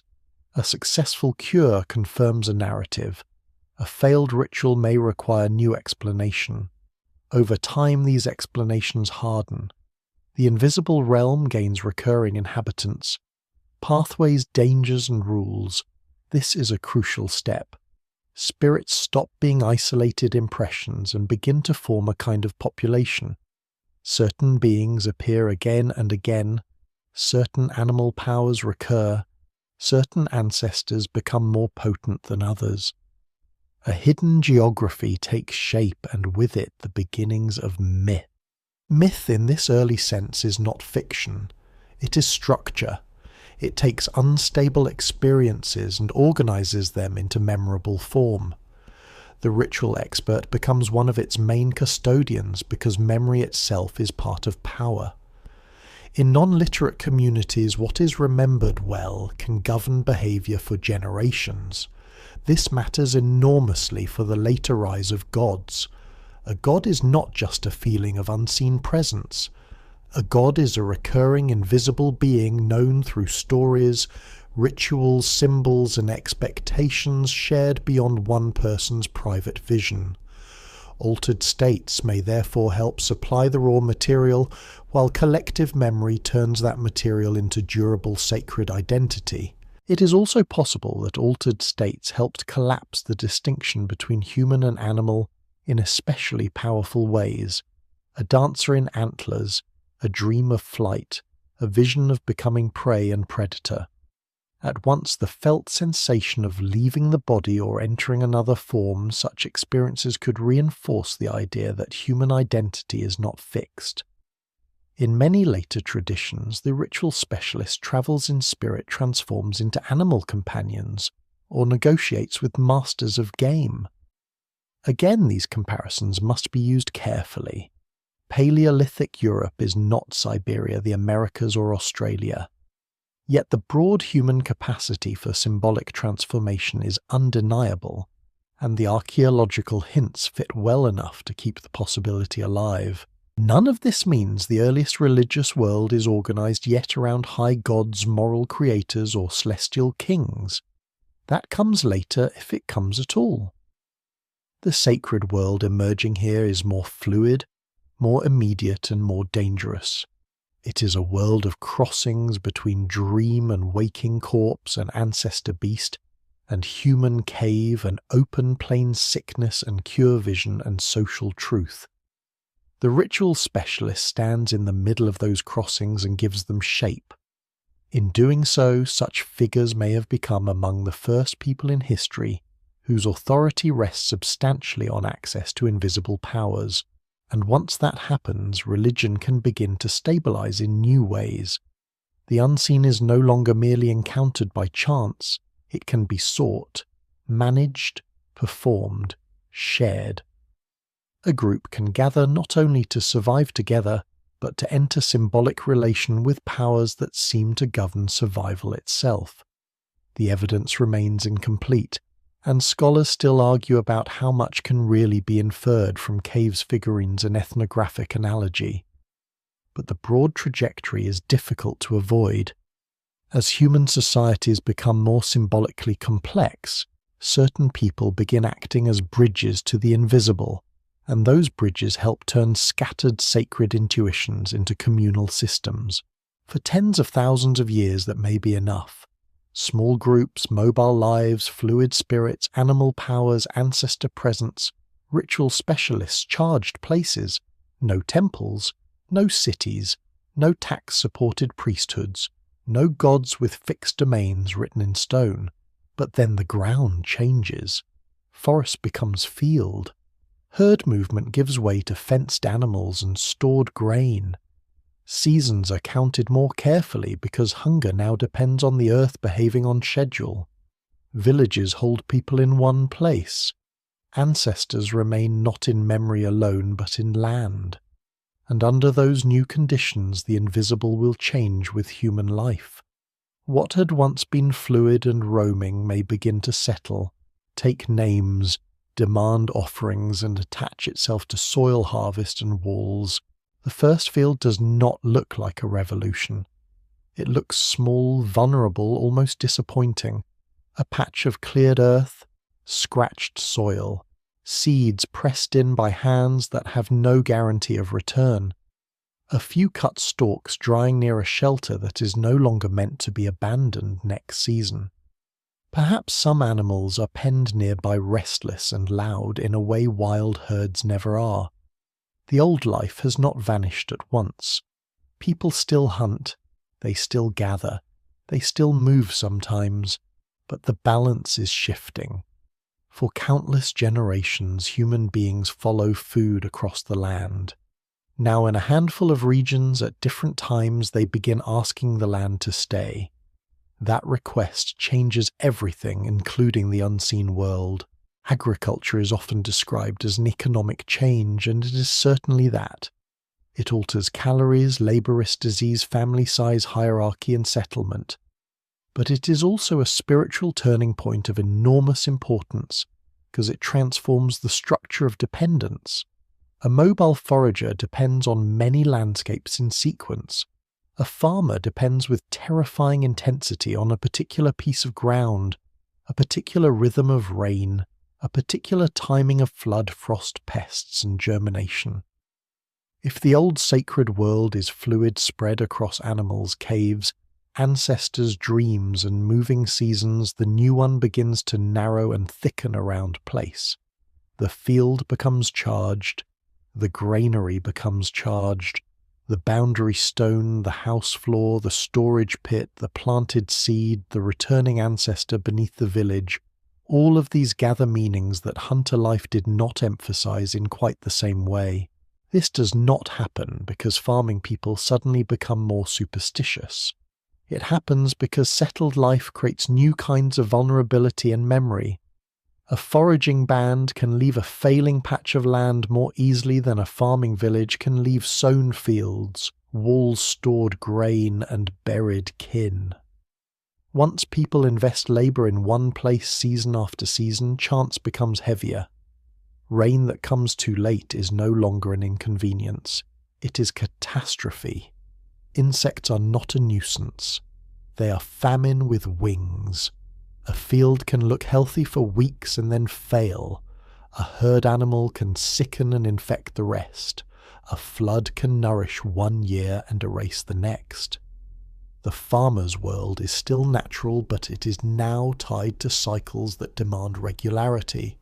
Sacred life responds by becoming more cyclical, more local, and more insistent. One of the clearest changes is temporal. Foragers notice seasonality, of course. They know migration and ripening with great sophistication. But farmers must formalize time differently because they are managing delayed returns. Seed goes into the ground and disappears. Nothing visible happens for a while. Then shoots emerge and the whole community waits on forces it cannot directly command. This creates a new emotional structure: planting, waiting, hoping, fearing, harvesting, storing, surviving winter, and beginning again. The seed itself becomes a potent symbol because it appears dead and then returns alive in multiplied form. Across many later religious traditions, the analogy between seed and death, burial and rebirth, grain and life becomes almost irresistible. Scholars still debate exactly how early these symbolic connections form, but agriculture gives them extraordinary power. The earth no longer merely receives the dead, it also receives life in hidden form and gives it back. The parallel matters. In earlier burial worlds, the grave already invites questions of transformation. Farming intensifies those questions by making transformation seasonal and visible. Seeds disappear into darkness and return. Fields die to stubble and revive in green. Domestic animals breed in predictable cycles. Villages learn patience in a new way, and patience breeds ritual because waiting invites control through symbol when control through action is limited. People mark planting times. They bless tools. They observe taboos. They watch the sky with heightened anxiety. They tie communal survival to recurring acts performed at the right moment. Sacred calendars begin to matter more because practical calendars now matter more. Settlement changes memory too. Mobile people remember routes, camps, and significant places. Settled people remember houses, walls, graves beneath floors, old hearths, inherited fields. Ancestors remain present in more literal ways. In several early farming communities, the dead are buried inside or beneath houses, their remains sometimes revisited, handled, or displayed. This is an extraordinary development because it binds kinship property and the unseen into one physical structure. The dead are not somewhere else in a distant burial ground. They are under the floor where people sleep, cook, argue, and raise children. A house becomes not just a shelter, but a layered social body containing living members and dead predecessors together. What survives in the record suggests that in such settings, ancestors may become more fixed, territorial, and politically important than they could be in highly mobile bands. Çatalhöyük in Anatolia, though much later than the first experiments with cultivation, offers one of the most vivid examples of this settled sacred density. Houses cluster closely, people enter from above, burials lie beneath living spaces, walls carry imagery. Animal installations, especially bucrania made from cattle skulls and horns, punctuate interiors with controlled wildness. Scholars still debate much about the site, including how centralized its ritual life really was, yet it shows with unusual force what happens when domestic space ancestry, animal symbolism and repeated occupation combine over generations. The sacred no longer lives only in caves or exceptional places. It enters architecture. It lives in the house itself. This is a profound shift because once sacred power attaches to built environments, religion becomes easier to stabilize and transmit. A cave visited occasionally is powerful, but a house entered daily teaches through repetition. A buried ancestor underfoot shapes behavior every time the floor is crossed. A horned installation on a wall watches all ordinary activities. Sacred life becomes domesticated in one sense and intensified in another. The ordinary and extraordinary mingle constantly. The field feeds the house contains the dead protect or judge the lineage holds the land. Spiritual and economic continuity begin to merge. Agriculture also reshapes gender, labor and fertility in ways that affect religious imagination. This is a subject filled with old myths and modern overcorrections. Earlier scholarship sometimes assumed that early farming everywhere produced goddess worship centered on fertility and Mother Earth. More recent research has become far more cautious, rightly warning against turning every figurine into a universal mother goddess. Many prehistoric figurines remain ambiguous. Some may be toys, ancestors, symbols of status, ritual objects, or something else entirely. The evidence remains incomplete. Even so, agriculture undeniably heightens attention to fertility in a broad sense of women, herds, fields, orchards, and households. Reproduction becomes more visibly tied to wealth, labor, inheritance, and seasonal success. Under those conditions, symbols of generation and abundance can become harder to separate from sacred power. This does not mean the first farmers simply worship fertility as an abstract principle. It means that the realities of sowing, gestation, birth milk, and grain storage all crowd closer together in daily thought. The body and the field begin to mirror one another. The ploughed earth opens and receives. The womb opens and receives. Grain ripens, children grow, animals calve, milk flows or fails. Blood and seed take on wider symbolic resonance because they sit at the center of survival. In later agricultural religions, these analogies become explicit, elaborated into myths of dying and rising gods, divine mothers, sacred marriages, and seasonal rites. The earliest farming worlds may be less systematized, but the raw patterns are already present. There is a lesser-known archaeological detail that fits this transition well early. Farming often does not initially make life easier. In many regions, skeletal evidence suggests that the first agricultural populations become shorter, less healthy, in some respects more vulnerable to disease and more burdened by labor than some earlier foragers. Diet narrows, crowding spreads infection. Social inequality grows. This is important because it means the rise of farming is not an obviously triumphant march that makes the world feel more controllable. In some ways, it does the opposite. It traps communities inside fragile systems of greater productivity and greater risk. Religion in such settings may become more urgent precisely because life is not calmer. The stakes are higher. A failed harvest can destroy a village that has too much invested to move lightly away. That pressure encourages offerings. If survival depends on forces that seem regular yet remain beyond command, then reciprocity becomes an appealing model. One gives to receive, one honors to secure favor, one abstains to prevent offense. In small-scale farming communities, this may begin simply food placed in special locations, libations, selected slaughter, first fruits, household rites. But the logic is powerful and scalable. If the earth feeds the people may feel they owe the earth, the dead, the place, or the unseen beings believed to govern fertility. This is one of the routes by which diffuse sacred feeling can harden into obligation. The gods of later agriculture are often hungry for offerings, because agricultural life itself is structured around exchange, dependence, and return. There is also a political consequence. Settled life produces surplus, however modest at first, and surplus produces disputes over land storage, inheritance, labor, and rights to ritual roles. Once ancestors are tied to houses and houses to land, the unseen can begin to justify ownership.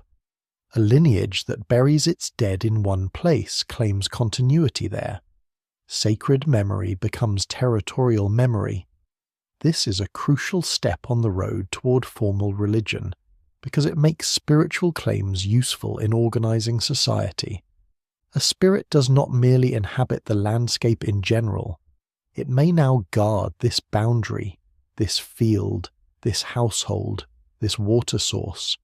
The sacred becomes mapped, and still this is only the middle of the transformation. Farming changes the human relationship with time, place, fertility, death, labor, and obligation, but it does not instantly produce full pantheons. For long stretches, early village religion may remain local, ancestor, heavy, animistic, and domestic, rather than centered on grand temple gods. Yet the conditions for such gods are gathering. Permanent structures exist, repeated communal rites exist. Surplus can support specialists. Sacred places can be enlarged. Seasonal cycles can be predicted and formalized. Communities can coordinate belief on a scale beyond one hearth or one burial cluster. The invisible is becoming more organized because human life is becoming more organized. What once moved with the band now settles with the village. What once belonged to caves and extraordinary individuals now enters fields, houses, and annual rites. Invisible powers that were once encountered in scattered ways can now be approached through routine ceremony tied to collective survival. The evidence remains incomplete, and scholars continue to debate how uniform this process really was across regions. No single explanation fully accounts for the astonishing diversity of early religion. But what survives in the record suggests a broad truth.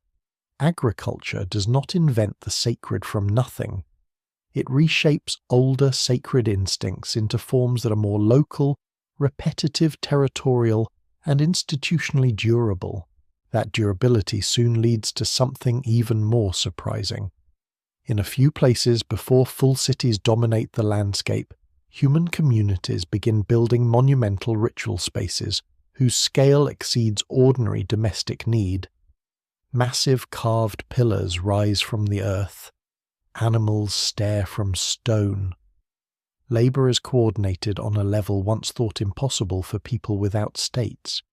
It starts to look as though worship itself, not kingship, not urban bureaucracy, but shared sacred effort may have helped pull large communities together before civilization fully arrived.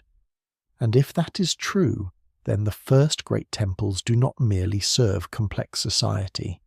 They may help create it. Before there are streets, before there are palaces, before writing fixes laws and kings into durable memory, there is stone rising from a hilltop in southeastern Anatolia. The wind moves over bare ground. Gazelle once pass in huge numbers through this region. Wild grasses cover the slopes in season, and on one elevated place people gather to do something so deliberate and so labor-intensive that it still unsettles modern assumptions about how civilization begins. They quarry limestone. They shape it into massive T-shaped pillars. They haul those pillars into enclosures. They carve animals across their surfaces: foxes, boars, snakes, birds, scorpions, wild creatures alert and dangerous and alive with symbolic force. They build circles or rings that do not look like houses. They return, rebuild, bury, and build again. The site now known as Göbekli Tepe stands at the edge of one of the great turning points in human history, and it forces a difficult question into the story of gods.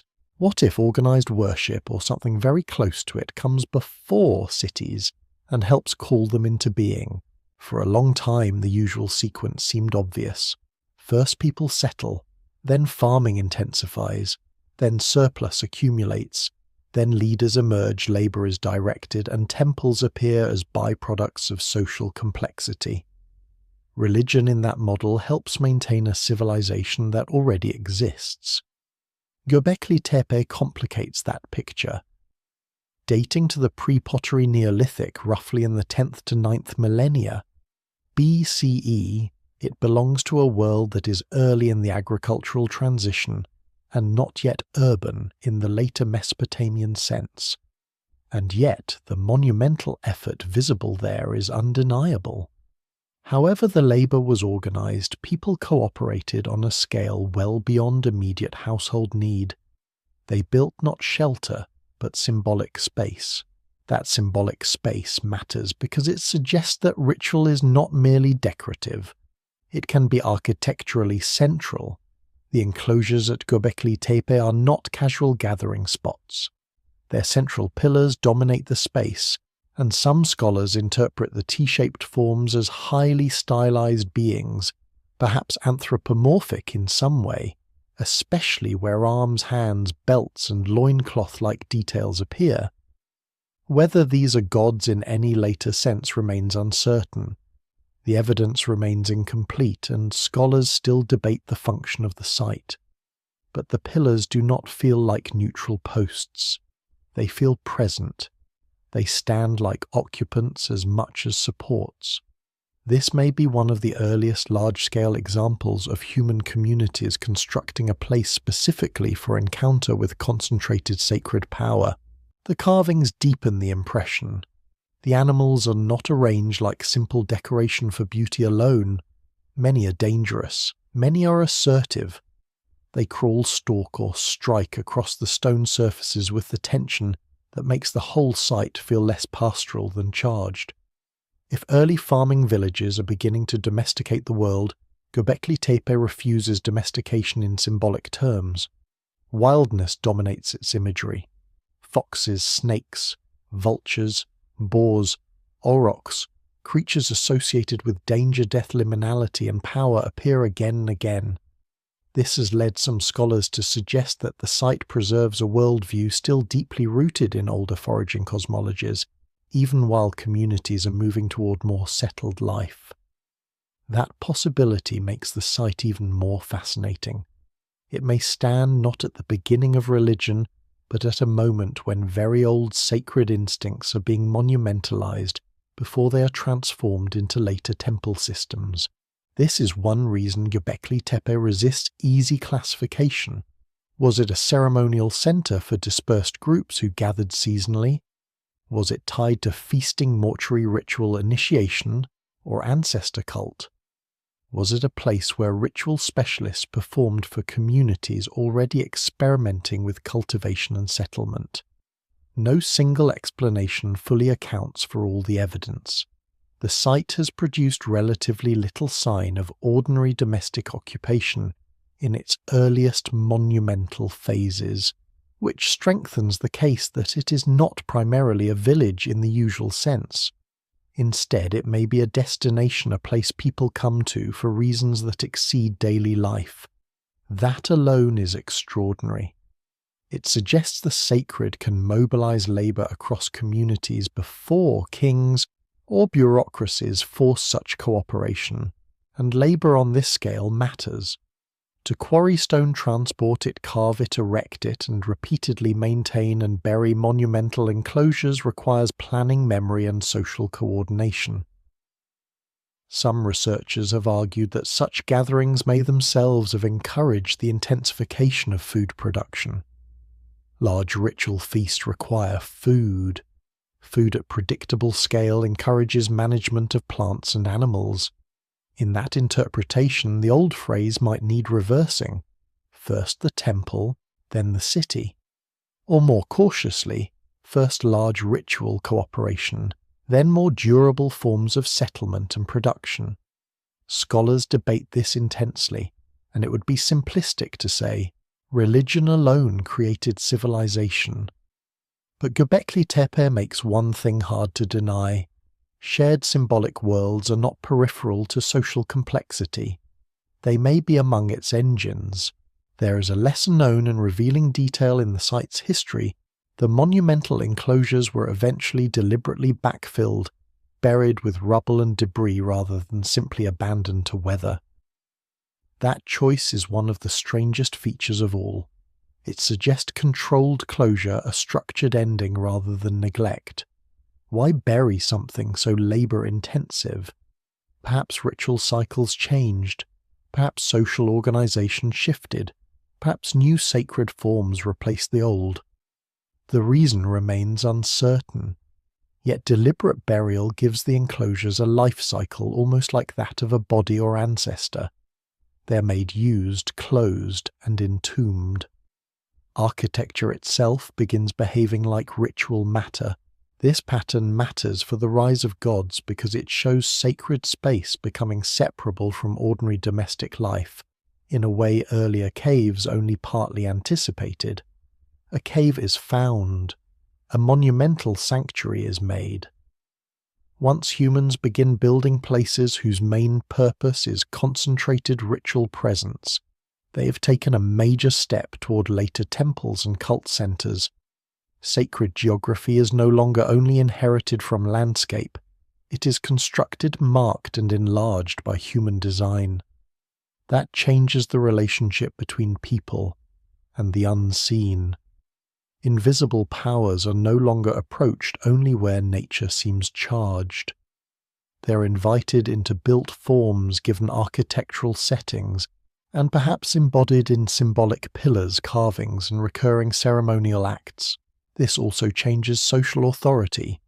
Large ritual centers require knowledge how to build, when to gather, what to carve, what to do there, who may enter, who may direct, who remembers the proper sequence. That does not necessarily mean a priestly class in the later institutional sense, but it does imply the concentration of ritual expertise. The sacred becomes something that can be organized on behalf of many. A ritual specialist in a small band may guide a trance or burial. At a monumental ceremonial site, expertise scales upward. Ritual now orders large gatherings, shared memory, and collective labor.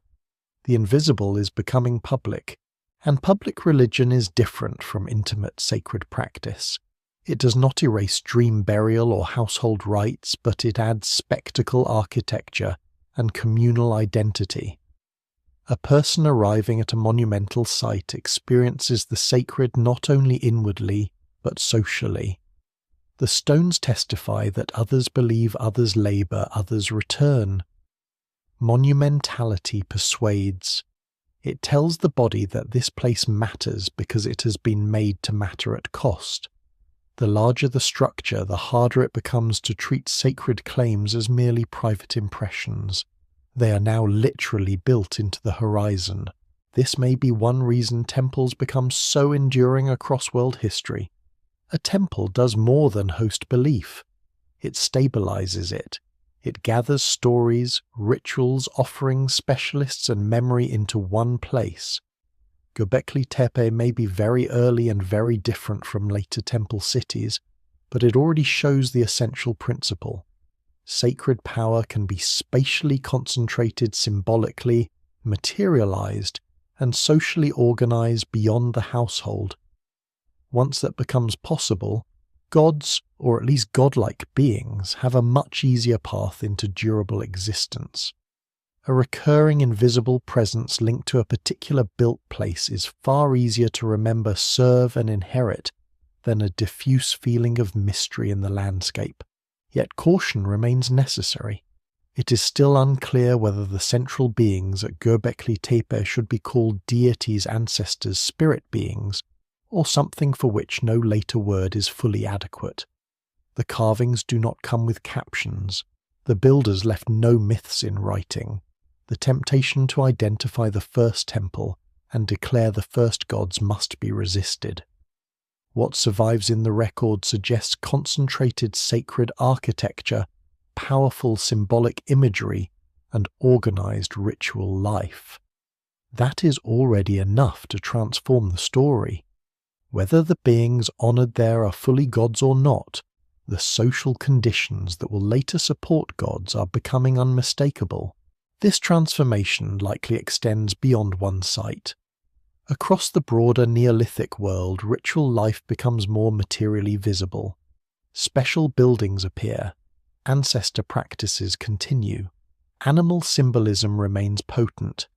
Communal gatherings seem to matter. Human groups are learning how to scale sacred experience upward from the grave and the cave to the ceremonial center.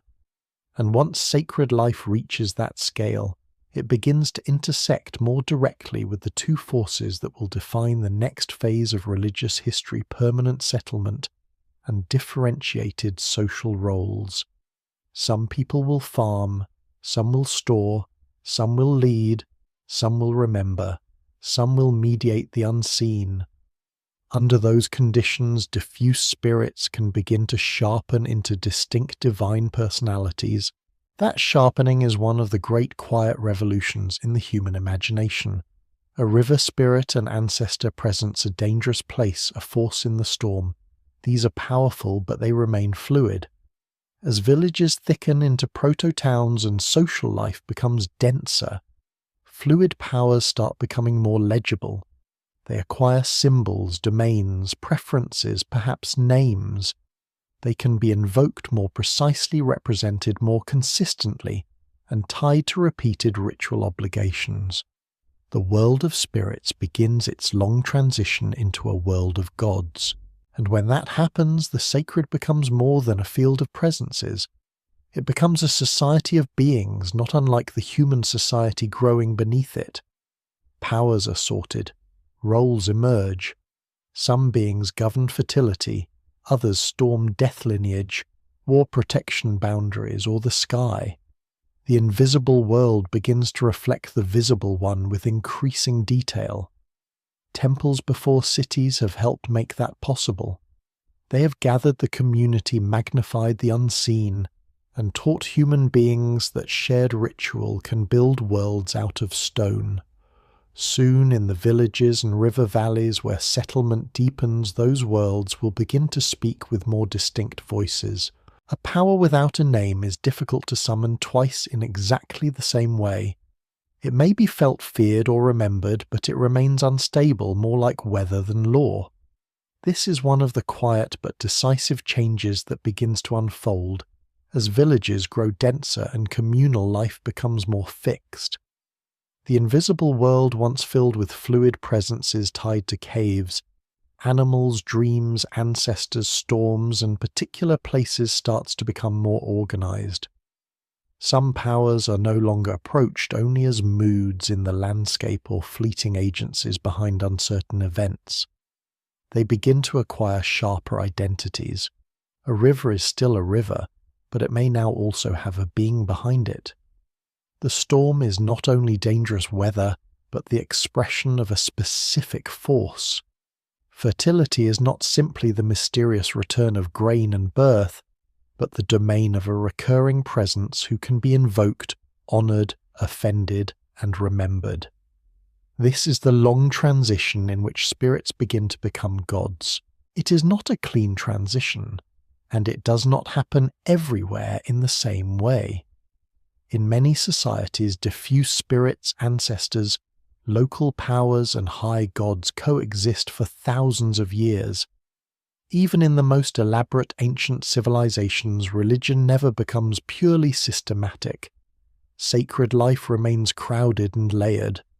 Household spirits persist beside temple gods. Ancestors remain important beside cosmic rulers. Local shrines continue under grand pantheons.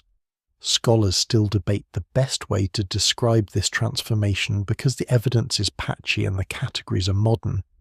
Yet a broad pattern does emerge. As human communities settle, expand and develop more differentiated roles, they begin to prefer invisible beings that can be identified repeatedly. A named power is easier to invoke, easier to teach, easier to bind to ritual, and easier to place within a larger sacred order. Naming matters because names stabilize memory. In a non-literate world, especially, repetition is everything. A presence encountered once in dream or trance may fade into personal mystery. A presence identified again and again across seasons, households, and ceremonies begins to outlive any individual witness. It becomes socially real in a different way. This is how invisible beings acquire durability. They are told, retold, depicted, symbolized, and approached under shared expectations. A community does not merely feel that the earth is somehow alive. It begins to act as though a particular power governs germination, another watches over the dead, another protects the house, another resides in the storm. The sacred field becomes partitioned. This partitioning mirrors changes in human society itself. As villages become more permanent and labor becomes more specialized, human life grows more structured. There are fields and storehouses, households and boundaries, elders and youths, ritual experts and ordinary participants, zones of purity and danger, proper times for sowing and harvest.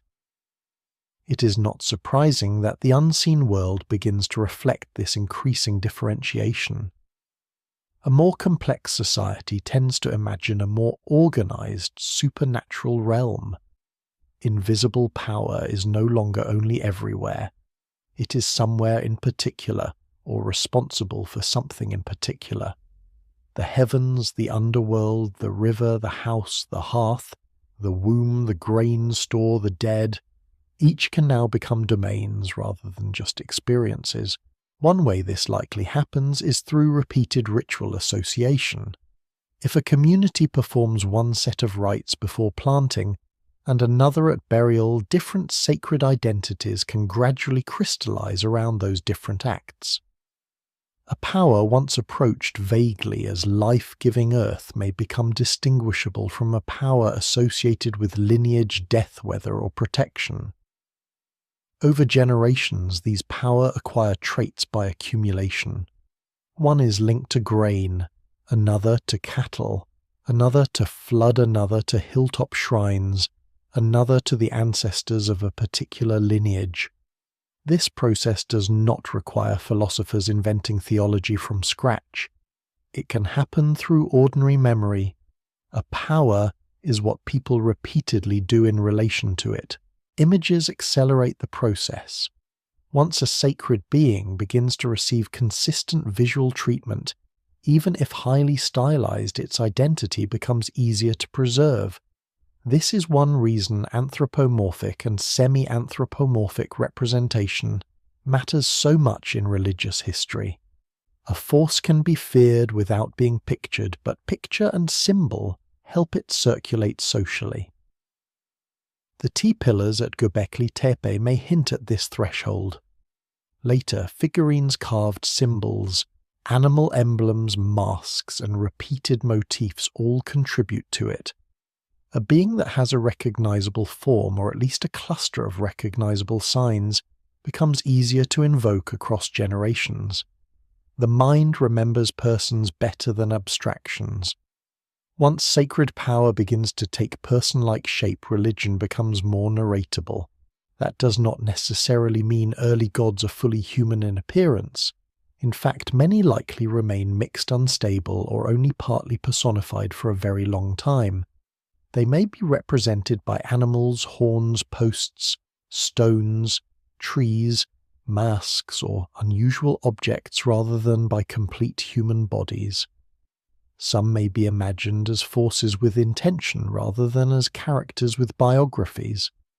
The evidence remains incomplete, and scholars rightly resist forcing later classical ideas of deity onto earlier worlds.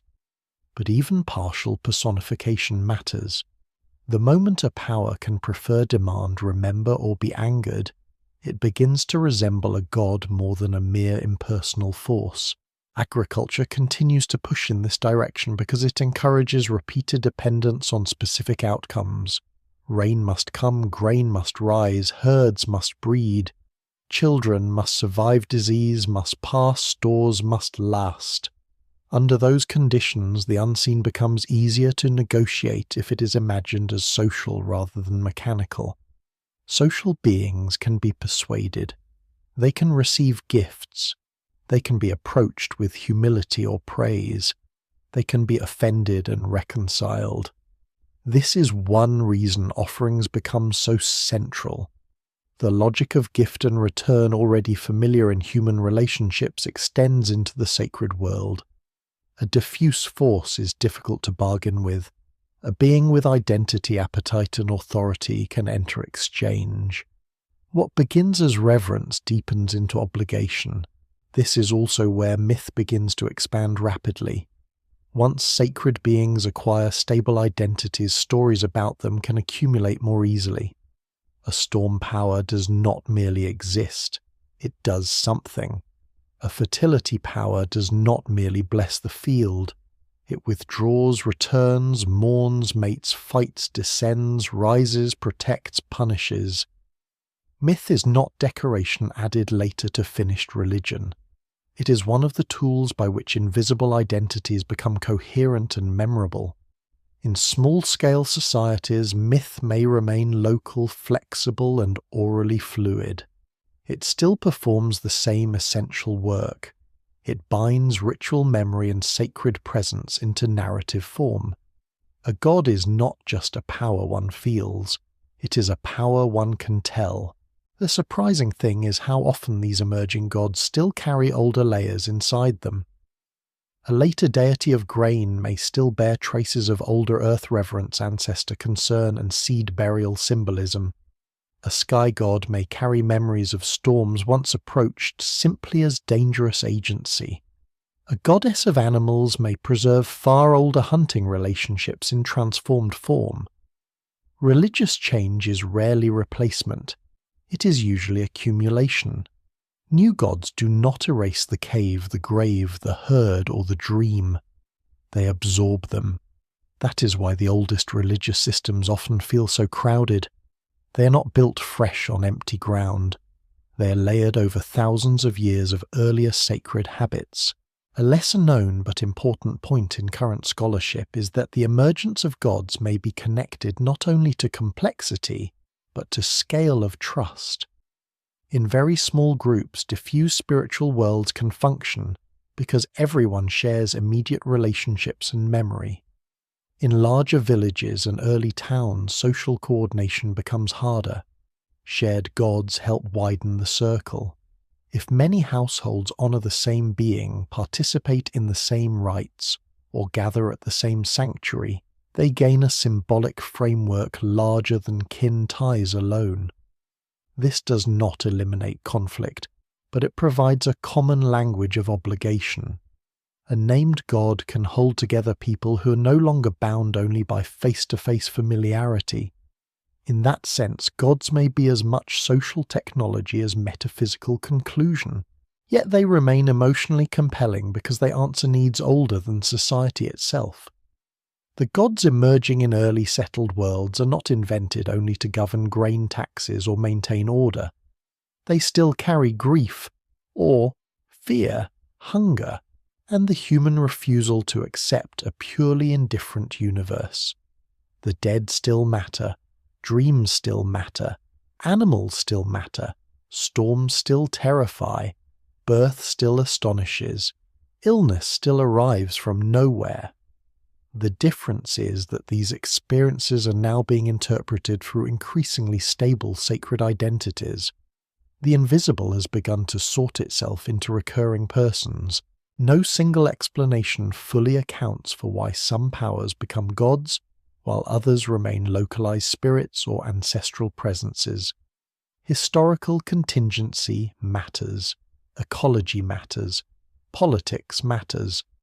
Some communities may never move far toward full personified pantheons. Others may do so quickly under pressure of settlement and exchange. But across several early centers of civilization, the general trajectory is recognizable. The sacred becomes legible enough to organize. A being with a name can have a shrine. A shrine can accumulate offerings. Offerings can support specialists. Specialists can standardize rites. Standardized rites can stabilize belief. At each step, a presence grows less fleeting and more institutional. This institutional potential becomes even more important once leadership and inequality deepen. A named god can bless a boundary, protect a lineage, legitimize a storehouse, or elevate a ritual office above ordinary life. A fluid spirit world is harder to monopolize. A recognizable deity tied to a specific sanctuary or ritual sequence can be managed more effectively by those who control access. That will matter enormously in the next phase of the story, when early states begin to harness the sacred as part of political order. But even before kings fully claim divine backing, the groundwork is being laid. Powers are becoming identifiable, and identifiable powers are easier to align with human hierarchy. Still, this moment should not be imagined as cynical manipulation. That comes later and even then never fully explains belief. The people who participate in this transformation likely experience it as genuine discovery rather than invention. They do not feel they are manufacturing gods for convenience. They feel they are learning who inhabits the world. That distinction matters. Religion is persuasive not because it is merely useful, but because it makes existential sense to those living inside its conditions. A village waiting on rain, protecting grain, burying kin under houses, and returning yearly to the same rites is almost asking for divine personalities to emerge. And once those personalities appear, they begin to reorder more than ritual. They reorder authority itself. A being with a name can prefer one lineage, one sanctuary, one priestly family, one ruler, one city. The sacred world becomes political because human society has become political enough to mirror itself upward.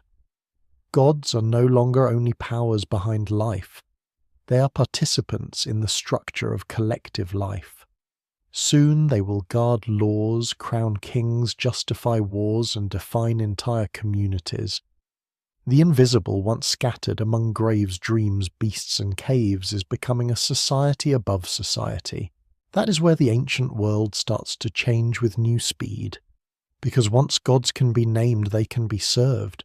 Once they can be served, they can be organized.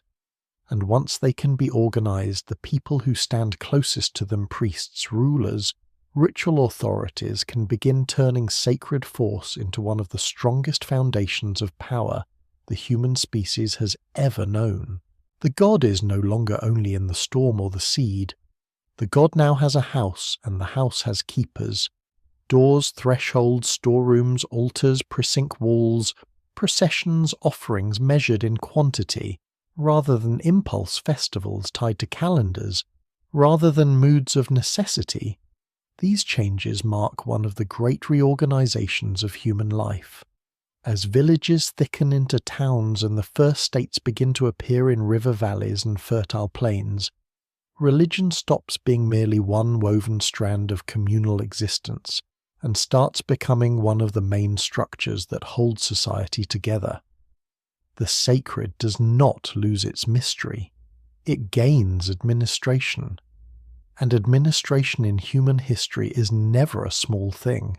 This is the world in which kings and priests rise beside one another, sometimes as partners, sometimes as rivals, often as overlapping roles.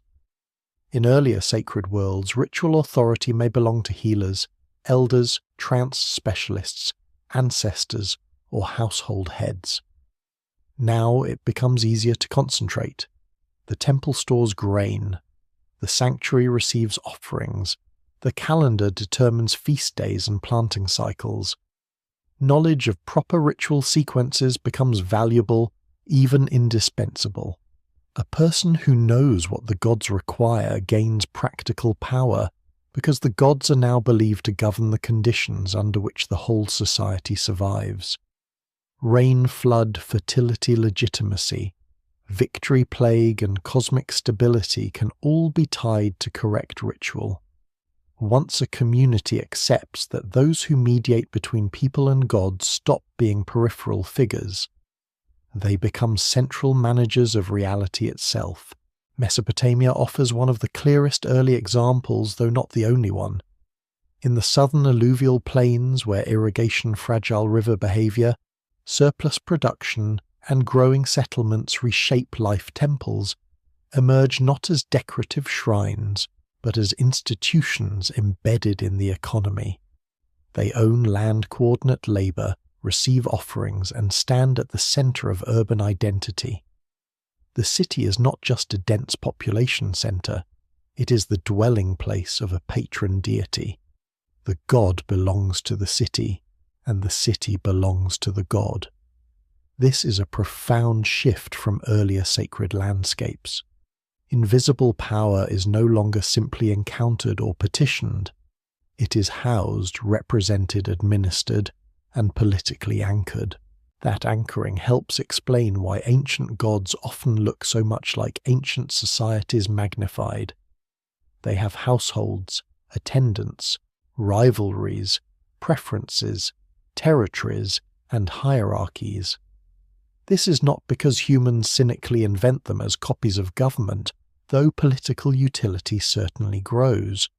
It is because once divine beings become stable enough to organize collective life, they inevitably begin to mirror the forms of life they organize. A farming society imagines agricultural deities. A city imagines patron gods' walls under divine protection and cosmic order expressed through ranked offices. A kingdom imagines divine kingship or kings chosen by heaven. The invisible reflects the visible not because it is false, but because human beings can only build sacred order through the materials of social experience already available to them. Priests emerge here with new weight because memory itself has become institutional. In a small ritual community, everyone may know enough. In a large settlement, exactness matters differently. Which day is proper, which words are proper, which offering is sufficient, which impurity must be removed, which shrine belongs to which power, which procession route renews the city, which omens are favourable. The priestly role gathers around this need for precision and continuity. A priest is not merely a believer with status. A priest is a custodian of procedure. This matters because procedure stabilizes belief. A god served the same way in the same place, at the same time with the same symbols, becomes more enduring than a god approached only through scattered acts of awe. Egypt provides another variation on the same deep pattern. There too the sacred and political become inseparable, though in a distinct style. The Nile's regularity, the scale of the floodplain, and the extraordinary symbolic coherence of Egyptian civilization produce a vision in which divine order, kingship, death, and cosmic balance intertwine. The pharaoh is not just favored by the gods. He embodies a unique relation to them, sustaining Mayat the principle of order, justice, and rightness that keeps the world from slipping back into chaos. Here the divine does not only govern harvest and household, it governs reality on a cosmic and state level. The king's authority is religious, and religion is political in the deepest possible sense. To obey the sacred order is to inhabit society correctly, What is striking is how ancient and durable some of the underlying patterns remain even inside these complex systems. Egypt's grand temples elaborate mortuary rituals, and divine kingship may seem worlds away from Paleolithic burials and cave sanctuaries, yet the continuities are real. Death still matters intensely. The body still requires careful treatment. Ancestors, or at least the honoured dead, remain powerful. Animals still carry sacred force in ways that defy purely symbolic reduction. The difference is that these elements now exist inside a formal order, supported by monumental architecture, writing, taxation, and state labour. The sacred has scaled upward without losing its older emotional roots. This scaling changes morality as well. In very early sacred worlds, obligations may be local and situational honour. The dead respect the hunt, avoid offence, keep ritual order. In state societies, divine expectations can become broader and more explicit. The gods witness contracts, punish transgression, protect social rank, and authorize legal structure. This does not mean ancient religion suddenly becomes ethical in the modern sense, nor that morality begins only with states. Humans had norms long before temples managed grain. But gods now become more visible as guarantors of public order. Oaths matter because gods hear them. Justice matters because divine balance underlies the kingdom. Even where law is not handed down directly by a single deity, sacred order still frames legitimacy. A lesser-known but revealing feature of early temple systems is how materially practical they are. Temples often function as economic centers, warehouses, employers, redistributors, and places where records are kept. This is not a corruption of religion from some earlier pure form. It is one of the reasons religion becomes so powerful. A deity with a temple is not just spiritually important. The deity's household is woven into the material life of the community. Offerings feed priests and workers. Land attached to sanctuaries supports cult activity. Festivals reorganize labor and reinforce collective identity. The divine becomes administratively real. When people bring grain to the temple, divine obligation and economic obligation become harder to separate. This fusion has enormous consequences for hierarchy. Once sacred systems are embedded in institutions, unequal access to the divine becomes easier to maintain. Certain families hold priestly offices. Certain rulers sponsor temples and gain prestige. Certain cities elevate their patron deities above rivals. Certain rituals are restricted. Knowledge becomes guarded. The unseen, once experienced widely through dreams, caves, burials, and ordinary ritual life is now increasingly filtered through authorized channels. Household religion persists, but public religion develops gates. Power gathers where access narrows, yet the relationship between rulers and priests is rarely simple. In some societies, rulers dominate temple systems. In others, priesthoods can become entrenched powers of their own. Sometimes the king is the chief priest.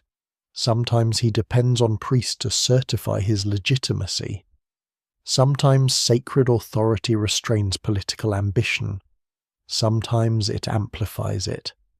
Scholars still debate the balance of these forces in different early civilizations because institutions changed over time. What survives in the record suggests constant negotiation rather than a single model, but everywhere the pattern is clear enough once gods are tied to public order. No ruler can afford to ignore them, and no ritual system can remain entirely outside politics. This is also the era when divine images gain sharper public significance. Statues, cult object standards, ceremonial dress, temple reliefs, and formal iconography make the god visible in repeatable ways. The image is not merely art.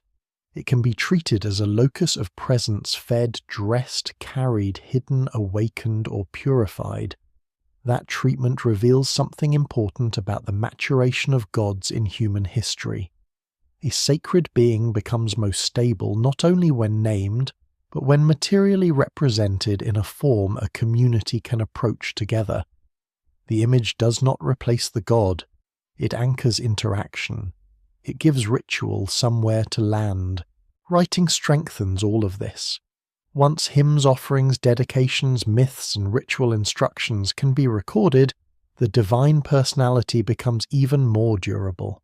Stories standardize, titles accumulate, genealogies of gods become easier to preserve.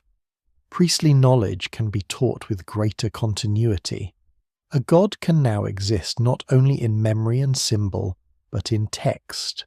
This is a revolution in religious persistence. The invisible acquires archives.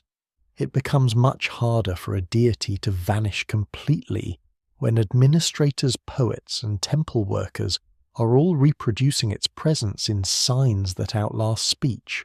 And yet, for all this increased order, the human reasons for needing gods remain painfully familiar. Crops still fail, children still die, floods still overwhelm, plague still moves invisibly through streets, kings still lose wars, bodies still decay, the temple and the palace promise order, but the world remains unstable. That instability is part of what keeps religion central. If society were truly controllable, the gods might shrink. Instead, the early states are powerful, yet fragile, capable of astonishing coordination and sudden collapse. Divine order therefore becomes not a luxury but a shield against chaos. People bring offerings because they are not secure. Kings invoke heaven because their rule is never absolute. Priests preserve ritual because disorder is always near. No single explanation fully accounts for the rise of gods into instruments of power, because belief, fear, wonder, and administration are all braided together. It would be too cynical to say religion becomes only a tool of elites. It would be too naive to deny that elites benefit immensely from it. The truth is more human and more complicated. People genuinely believe the gods sustain the world, and those beliefs genuinely help sustain institutions. Sacred order is both experienced and used. That dual reality runs through nearly every civilization that follows. By this stage, the invention of gods has crossed a threshold. Gods are no longer only emergent persons within local ritual life. They are public powers around which labor law, kingship, and urban identity can be organized. The temple stands over the storehouse. The ruler stands before the altar. The priest speaks what must be done. The city imagines itself under divine protection, and its enemies under divine threat.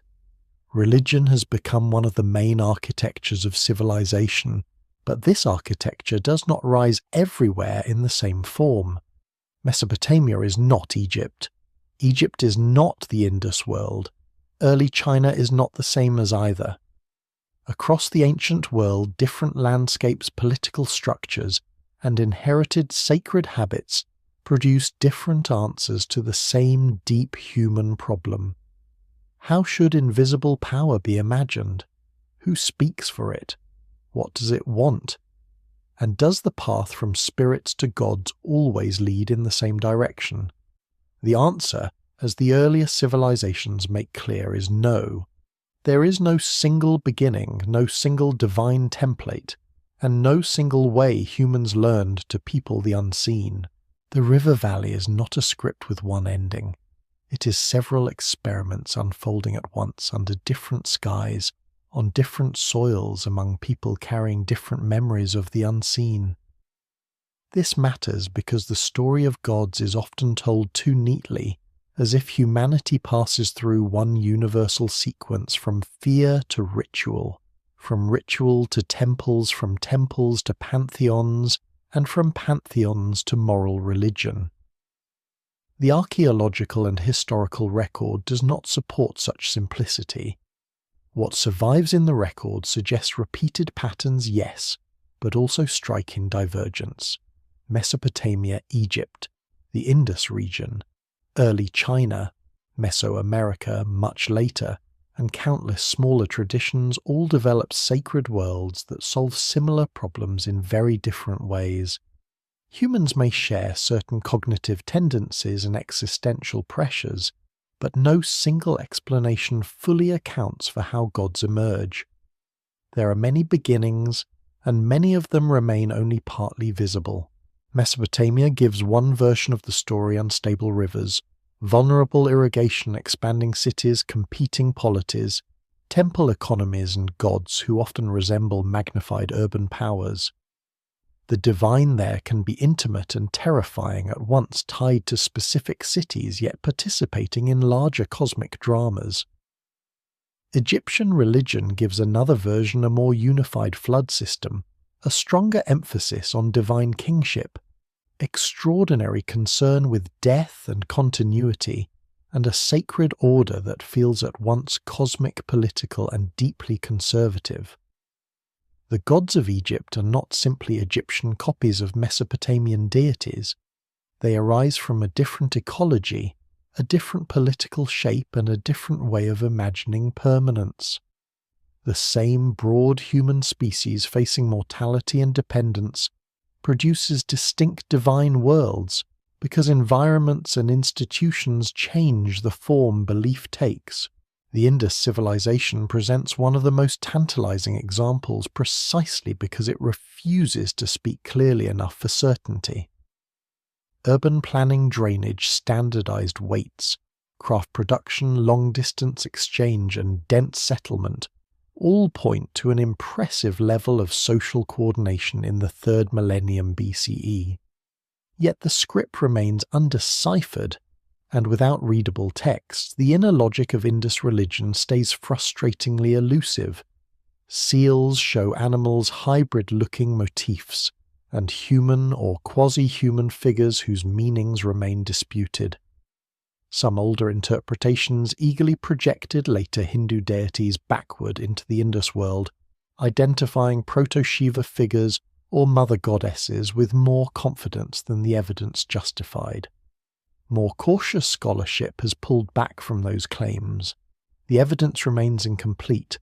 Still, the Indus case is profoundly instructive because it shows that a complex urban civilization can leave behind abundant material traces and yet keep its gods largely hidden from us. Complexity does not always yield transparency.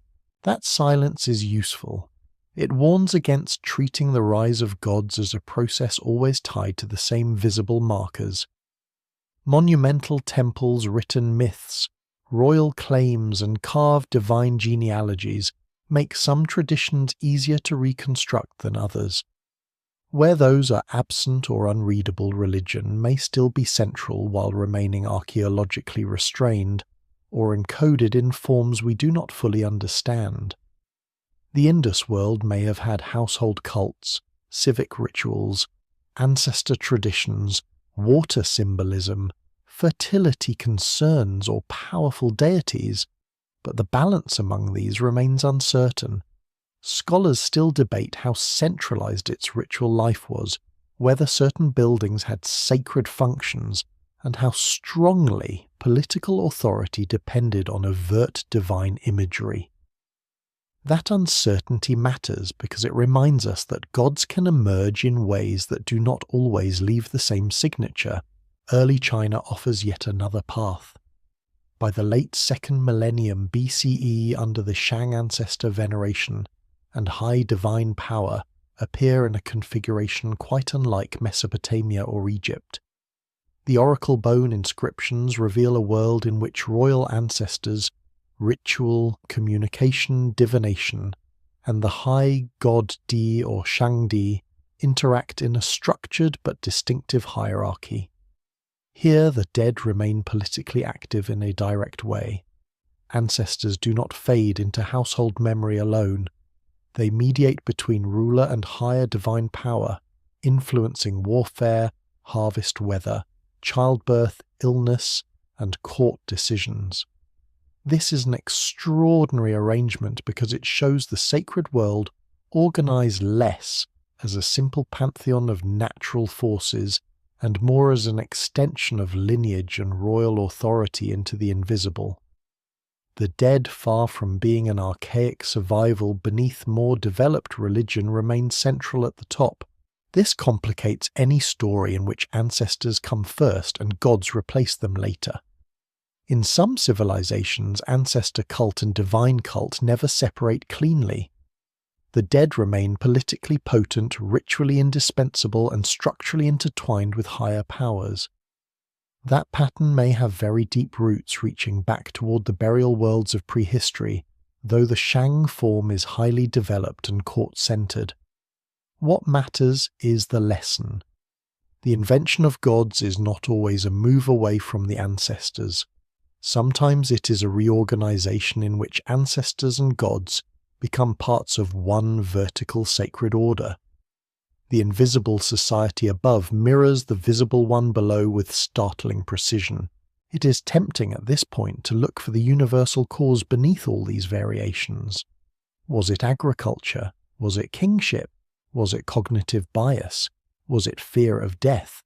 Was it the need for social cohesion? Each answer catches part of the truth and misses part of it.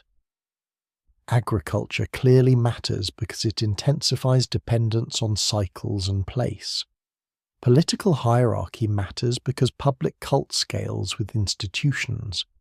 Cognitive tendencies matter because humans are primed to detect agency and remember social beings. Death matters because no society escapes grief. But none of these alone explains why one tradition emphasizes divine kingship, another city gods, another royal ancestors, another household ritual, another mountain spirits, another morally charged cosmic principles. Shared humanity produces recurring religious themes, not identical results. Lesser-known comparisons make the diversity even more striking. In some early societies, water becomes the great sacred medium not only as practical necessity, but as purifier boundary and source of hidden life. In others, mountains dominate as axes between worlds. Elsewhere, the sky's regularity and the movements of celestial bodies drive sacred calendars and political legitimacy with exceptional force. Some traditions imagine gods with family structures that resemble aristocratic households. Others focus more on diffuse powers, taboo, and ritual propriety than on strongly personified deities. Even where full gods emerge, they may remain unstable, absorbing local spirits, ancestors, and foreign cults as societies interact. Religious history is less like a straight road and more like a delta branching, rejoining, and shifting course with the terrain. This diversity also warns against one of the oldest habits in the study of religion, assuming that societies become more advanced as their gods become more abstract, ethical, or centralized. That evolutionary model once dominated scholarship, and traces of it still linger. It tended to portray hunting peoples as trapped in animism, farmers as devoted to fertility cults, early states as polytheistic, and later empires as rising toward higher religion. The real record is far messier. Animistic orientations persist within complex civilizations. Ethical concerns appear early. High gods can coexist with innumerable local spirits. Monotheistic or philosophical tendencies can arise without erasing older ritual layers. Human religious life does not climb a single ladder, it accumulates, and accumulation has consequences. A Mesopotamian city may honor its patron deity while households maintain ancestors and protective spirits. An Egyptian temple system may coexist with local cults, sacred animals, and personal devotions. A Shang king may divine through ancestors while also addressing higher powers beyond them. The sacred world in most ancient societies is therefore not an elegant theological system, but a crowded ecosystem. This may be one reason gods prove so adaptable. They do not have to erase earlier beliefs. They can absorb them, dominate them, or sit above them. The same civilization can contain very old burial instincts, very local place spirits, and highly formalized state cult all at once. This layered quality is especially important because it shows that religion is not simply imposed from above.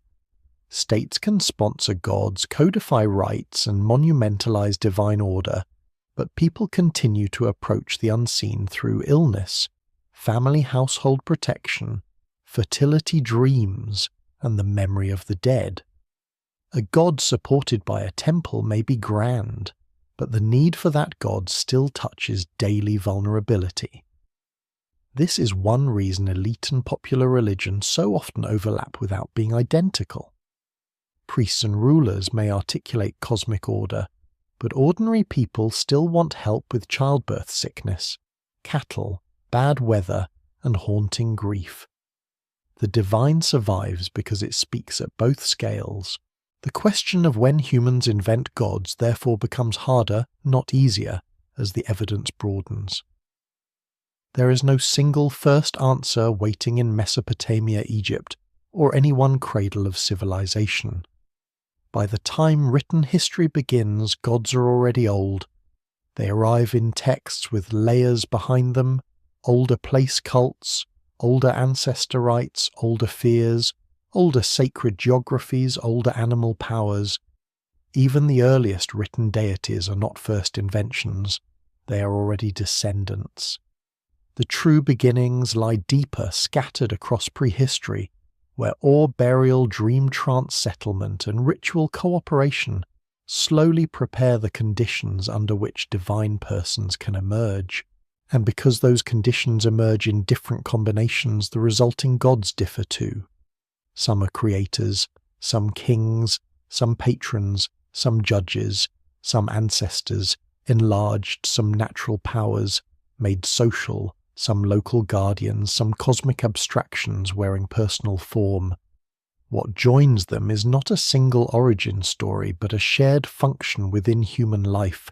They render the invisible legible enough to live with.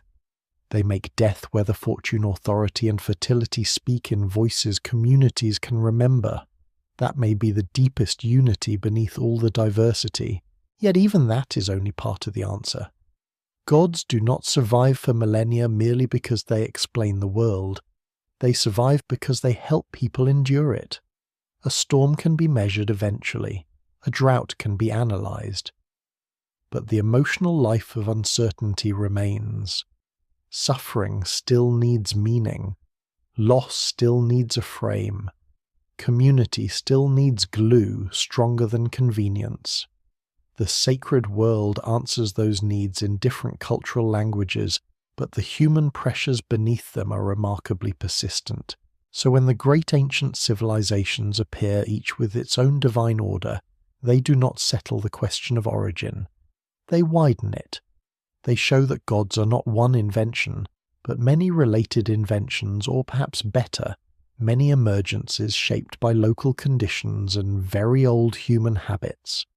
The evidence remains incomplete, especially where scripts are silent or undeciphered. Scholars still debate what counts as a god, when personification becomes decisive, and how much continuity really exists between prehistoric sacred life and historic pantheons. But the overall lesson is clear enough. Humanity does not invent gods once. It invents them repeatedly differently, and for reasons that overlap without ever being identical. And beneath all those differences remains the same older puzzle first felt under open sky and beside the dead. Why does a symbolic species again and again fill the unseen with persons? Why do invisible beings become so compelling, so durable, so socially useful, and so emotionally necessary? To answer that, it is no longer enough to compare civilizations. The story must turn inward and ask what these inventions do for the human mind itself, how they help people survive fear, uncertainty, cooperation, and the unbearable fact that chance governs so much of life. A child falls sick in the night and no one can say why. The fever comes without warning, the skin burns, breathing changes. The small body that was laughing that morning is now distant behind the eyes somewhere unreachable by touch alone. In another house, grain, stored carefully through the season, begins to rot.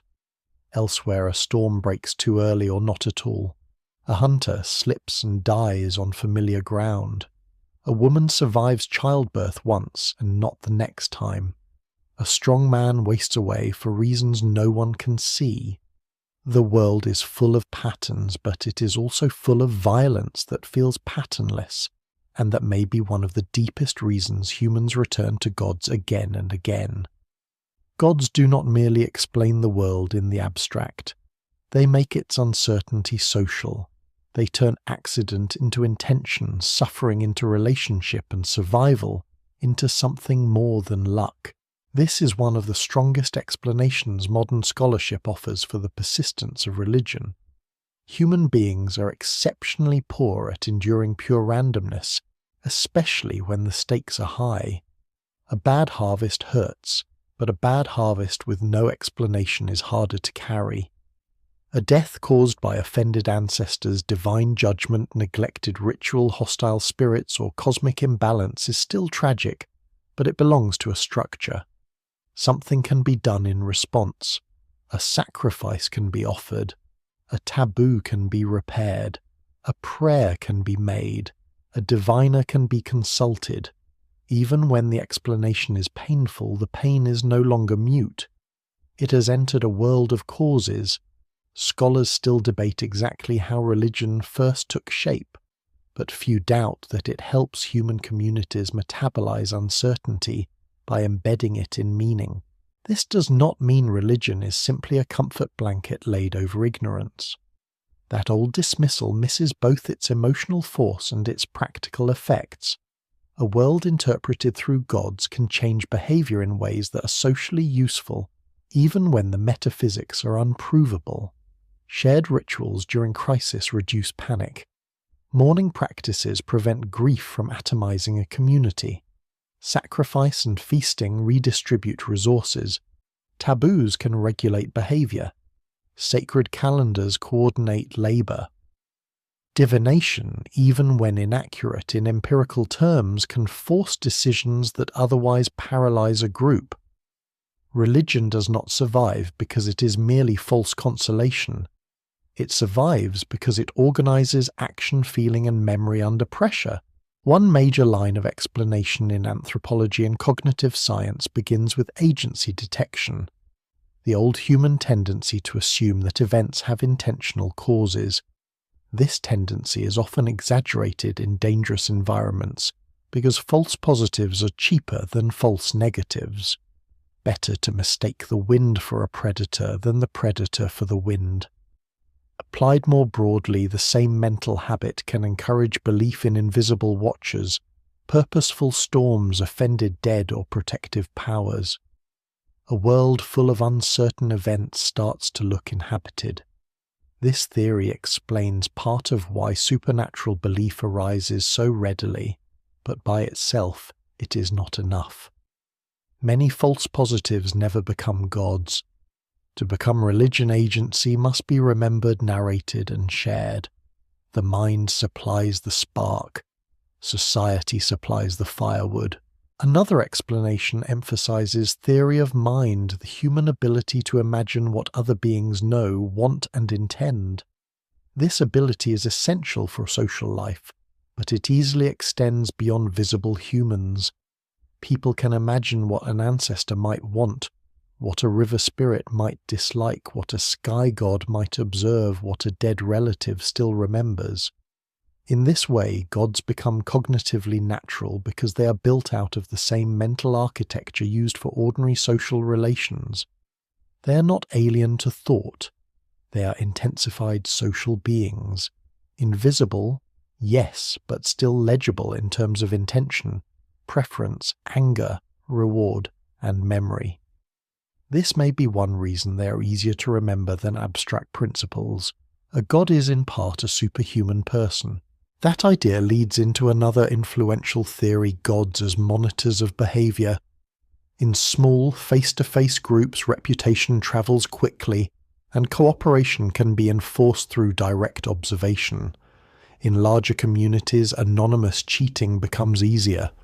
Shared belief in moralizing or watchful supernatural beings may help extend trust beyond immediate kin. If people believe someone always sees even when no human witness is present, cooperation can become more stable at scale. This hypothesis has gained attention because it links religion to one of the hardest problems in human social evolution: how to maintain order among people who are not close relatives and may never meet again. Scholars still debate how early, strongly moralizing gods appear, and whether such gods are a cause or consequence of larger societies. The evidence suggests the relationship goes both ways. Big societies encourage big gods, and big gods can help hold big societies together. Yet this explanation also has limits.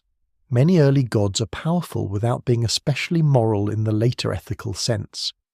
They care about sacrifice, purity, status, proper ritual, and loyalty more than universal justice. That does not make them socially irrelevant. It simply shows that religion can stabilize cooperation long before it becomes centered on conscience, as modern people often understand it. Fear of divine punishment may discourage some behaviors. So may the belief that ancestors observe the house, that oaths bind under sacred witness, or that impurity threatens the whole group. The sacred does not need to preach equality to regulate conduct. It only needs to make actions feel cosmically consequential. There is also the problem of grief. Gods and spirits help people survive loss not by removing it, but by extending relationship beyond biological finality. A dead child still belongs somewhere. A dead parent is still reachable in ritual, memory, dream, or offering. Burial is not abandonment, but passage. Even where no fully developed afterlife doctrine exists, the simple sense that the dead remain socially real can make mourning bearable in a way that pure extinction does not. Modern grief often reveals this ancient instinct despite secular frameworks.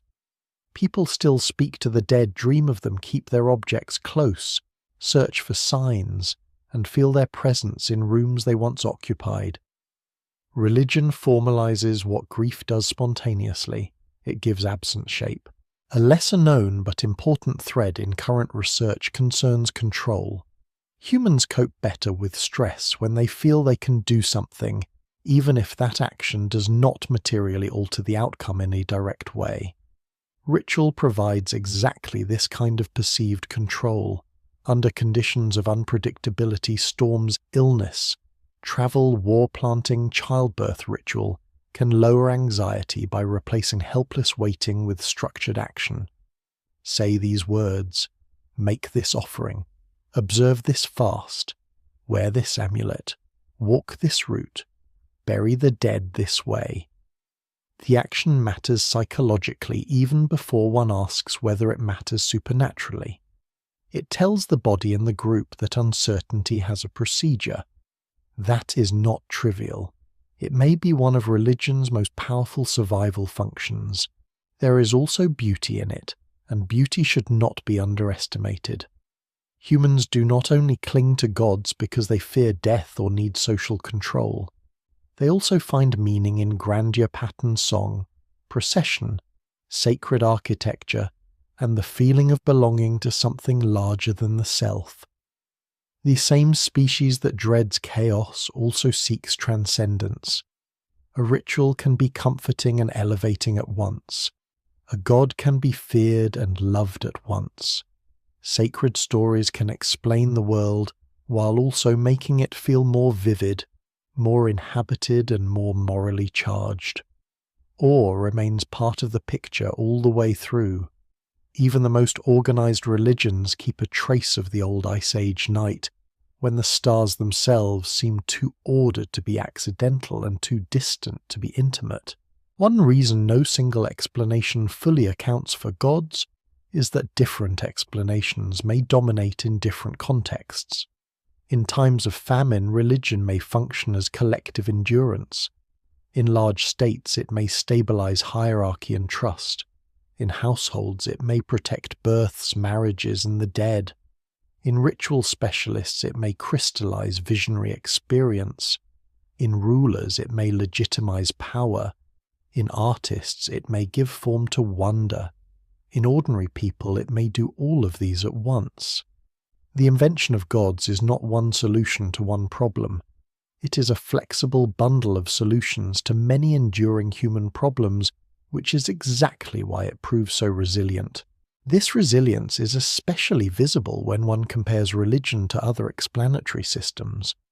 A practical technique can fail and be abandoned.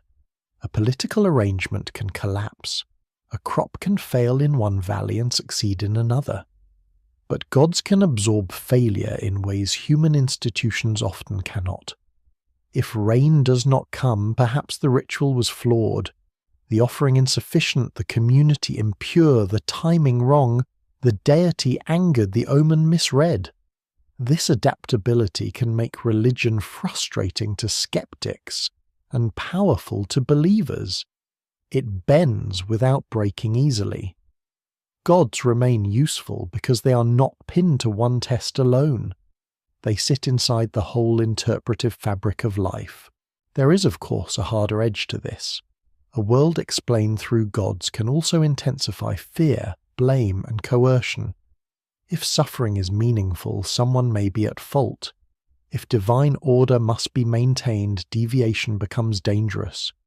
If a god favors one people, outsiders may become threats not only politically but cosmically. Religion consoles, but it can also accuse. It binds communities, but it can also divide them. These consequences do not mean gods are cynical inventions. They mean that once invisible power becomes socially real, it enters the whole field of human conflict and need. The sacred amplifies what humans already are. Perhaps the deepest explanation of all is this: gods endure because human beings are social creatures trying to survive in a world that is not socially obligated to them. Storms do not care. Disease does not negotiate. Death does not ask permission. Crops do not grow because they are deserved. The universe, insofar as it can be seen, directly offers pattern without sympathy. Gods change that. They make reality answerable. Even when the answer is harsh, it is still an answer. A god may punish, but punishment implies recognition. An impersonal universe does not punish. It simply proceeds. For many humans across most of history, that is the more intolerable possibility. So when asking why humans invent gods for survival, the answer is not simply that gods feed the hungry or heal the sick. Often they do not. The answer is that gods make hunger, sickness, fortune, and death part of a negotiable world rather than a silent one. They transform existence from exposure into relationship. That transformation can comfort, discipline, unite, terrify, and inspire. It can justify kings and console widows. It can organize cities and steady a single frightened mind beside a sickbed. Few inventions in human history operate across so many scales at once, and yet for all their usefulness, the gods remain elusive in origin. Theories can explain why such beings are cognitively plausible, socially advantageous, emotionally sustaining, or politically effective. But none of those theories can point to one grave, one cave, one harvest field, or one sanctuary and say, with certainty, here at this moment humans crossed from awe into deity. The evidence is too scattered, the meanings too layered, the categories too modern. That uncertainty is not a weakness in the story. It is part of the story. Because the gods, for all their power, emerge from human life gradually enough that their beginnings are almost always hidden by the very beliefs they help create. To understand that hiddenness, it is necessary to confront the frustrating truth at the center of the whole question. The deeper we go, the less the record speaks clearly. We have bones, ochre carvings, pillars, figurines, graves, seals, temple walls, and later texts filled with already ancient divinities. but the first inner step the moment a human being not only feels awe, but treats an unseen presence as real enough to remember and serve may never be fully recoverable. The evidence fails us just where the mystery becomes most intimate. The first true believer leaves almost no trace. That may be the most unsettling part of the whole search. The person who first feels that a dream is not merely a dream, that a dead parent still listens, that a painted chamber changes the quality of the world that a storm carries will that a hidden force behind the harvest can be approached like a presence that person vanishes almost completely into prehistory. No inscription records the moment. No priest writes it down. No witness explains what was meant in words we can still read. Archaeology gives us aftermath instead.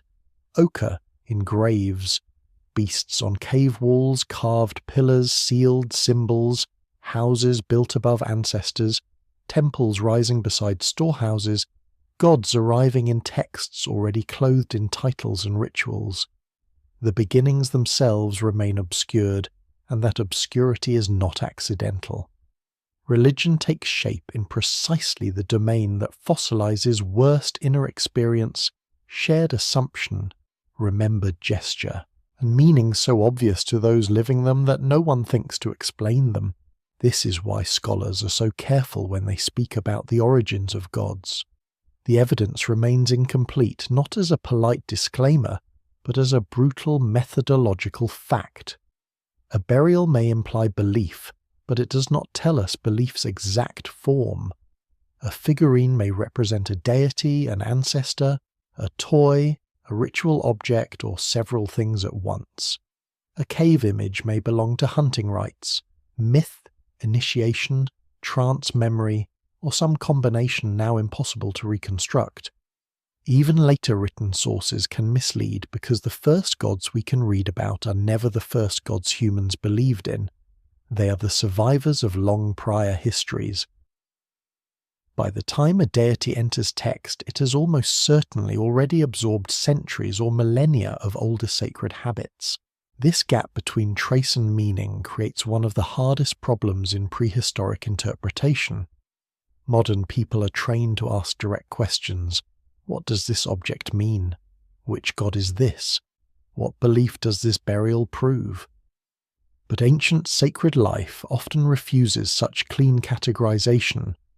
Belief is not always proposition before it is practice. A community may perform acts for generations without defining them in the tidy abstract language scholars later prefer. A gesture can be sacred before anyone states a doctrine behind it. A place can be feared before anyone names the being associated with it. A burial can imply continuity after death without yielding a clear map of the afterlife. In this sense, the earliest religion may be less like theology, and more like atmosphere made durable by repetition. That is difficult for evidence to catch. Archaeology is good at recovering repeated acts. It is weaker at recovering the assumptions that made those acts feel necessary. If bodies are buried in similar ways again and again, one can infer that death is culturally structured.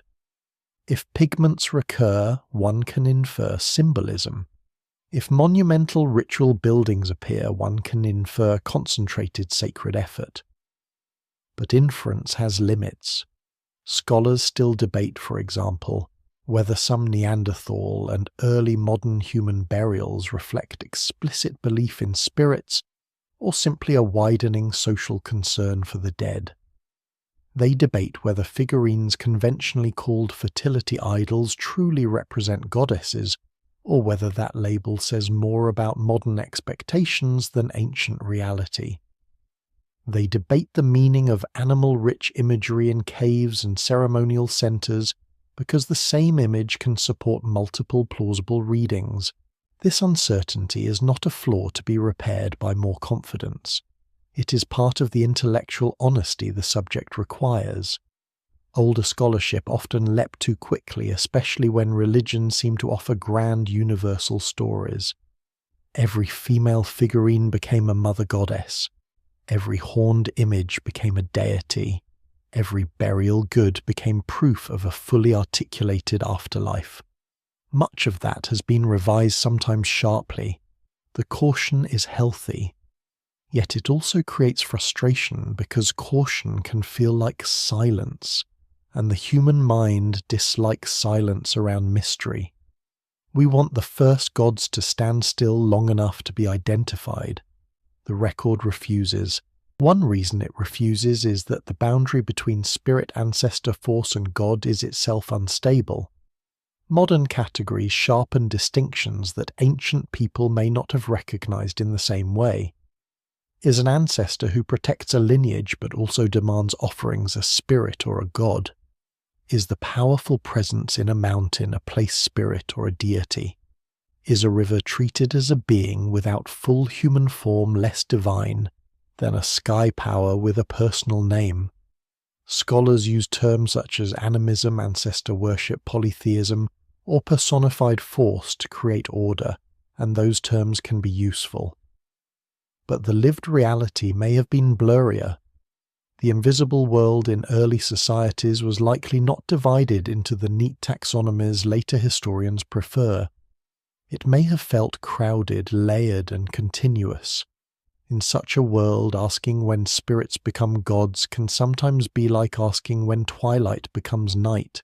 That metaphor matters because the origin of gods may not be a threshold crossed once, but a long deepening of shadow.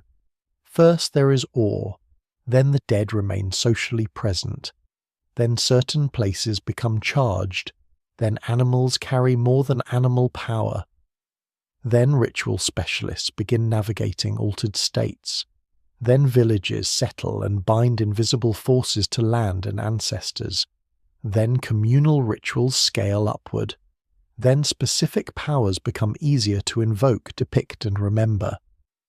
At each step, the unseen grows more structured, yet no single step is decisive enough to isolate as the invention itself. The evidence shows emergence much more clearly than rupture. There is a lesser known but revealing problem in archaeology sometimes called equifinality, the fact that different processes can leave similar traces. A body buried with objects might indicate belief in an afterlife, or display of status or affection, or custom not fully reducible to any one motive. A special building might be ceremonial, political, communal, or all three. A carved figure might represent a being, a role, a memory, or a tale. This matters because religion rarely operates alone. It intertwines with kinship, economy, display authority, and emotion. The temple is not only sacred, it is social. The grave is not only theological, it is familial. The figurine is not only symbolic, it is material culture in lived hands. Any attempt to isolate religion from the rest of life risks misunderstanding both, and yet complete skepticism solves nothing. If one refuses all inference because certainty is impossible, then the record becomes a mute heap of artifacts, and that too is false. Human beings are meaning-making creatures. They do not build monumental enclosures, bury children with painstaking care, revisit underground painted chambers, or place the dead beneath house floors without symbolic worlds taking shape around those acts.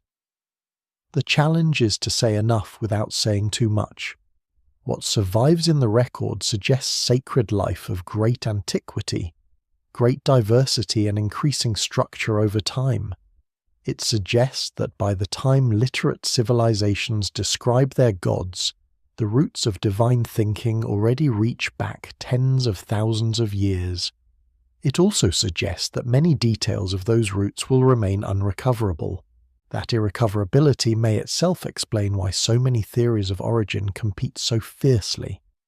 When evidence is partial, explanatory models rush in to fill the dark. Some emphasize cognition. Others stress ecology, burial trance, agriculture, inequality, or social cooperation. Each model highlights genuine patterns. Each also risks becoming too total if applied alone. Theories are strongest when they illuminate one part of the emergence without pretending to dissolve the whole mystery. Gods likely endure because they answer many needs at once. Their beginnings are similarly overdetermined. Fear matters, grief matters, dream matters, social scale matters, ritual experts matter, monuments matter, agriculture matters. None of these by itself is enough. Together they begin to look like the human condition under prehistoric and ancient pressure. There is also the issue of survival bias. The gods we know best are often the ones attached to durable states writing systems and monuments. Mesopotamian deities survive in clay tablets.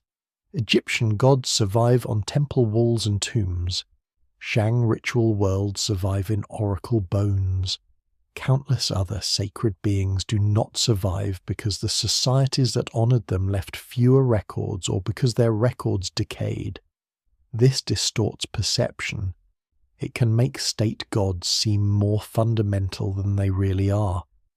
In truth, the invisible populations that shaped most human lives were probably local, shifting, household-based, place-based, and orally remembered. The great gods of civilization may be the visible peaks of a much larger sacred landscape now mostly lost. That loss should not be imagined only as tragedy. It also protects some humility. There is value in knowing that the first divine worlds cannot be fully domesticated by modern scholarship. They remain partly outside recovery, much as they were once partly outside ordinary explanation for the people who lived within them. The mystery is historical, but it is also methodological. We're trying to reconstruct how vanished minds filled vanished nights with presence. Some of that can be done, some of it cannot. And still, even without full certainty, a pattern emerges clearly enough to matter. Human beings did not wake one morning and decide in a coldly strategic sense to invent gods. They entered gods gradually by living in ways that made the unseen socially real. Death required continuity. Dreams blurred absence. Animals radiated power. Landscapes acquired charged places. Ritual turned fear into practice. Settlement tied sacred meaning to land. Monuments intensified collective belief. States organized the invisible into public order.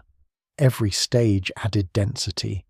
By the time divine names are fixed in hymn and law, the world has been filling with presences for a very long time, so the evidence fails, but not completely. It fails us on exact dates, first names, first doctrines, first certainty. It does not fail us on the larger truth. The invention of gods is older than civilization, older than writing, older perhaps than farming, and rooted in capacities that are deeply human: symbol memory, grief, imagination, cooperation, and the stubborn refusal to let the world remain only what it appears to be on the surface. That is not a final answer. It is the nearest shape the evidence allows. And once that shape is visible, another realization follows almost immediately. Whether or not the first gods can ever be identified, precisely their consequences can. Gods changed how humans buried, obeyed, ruled, feared, sacrificed, hoped, and belonged. They did not remain ideas at the edge of life. They entered law, kingship, war, morality, art, and identity with astonishing force. The mystery of origin leads directly into the reality of consequence, because even if the first god can never be named, the invention itself became one of the most powerful and transformative forces the species ever produced. Once the gods enter history in full, they do not remain in the background.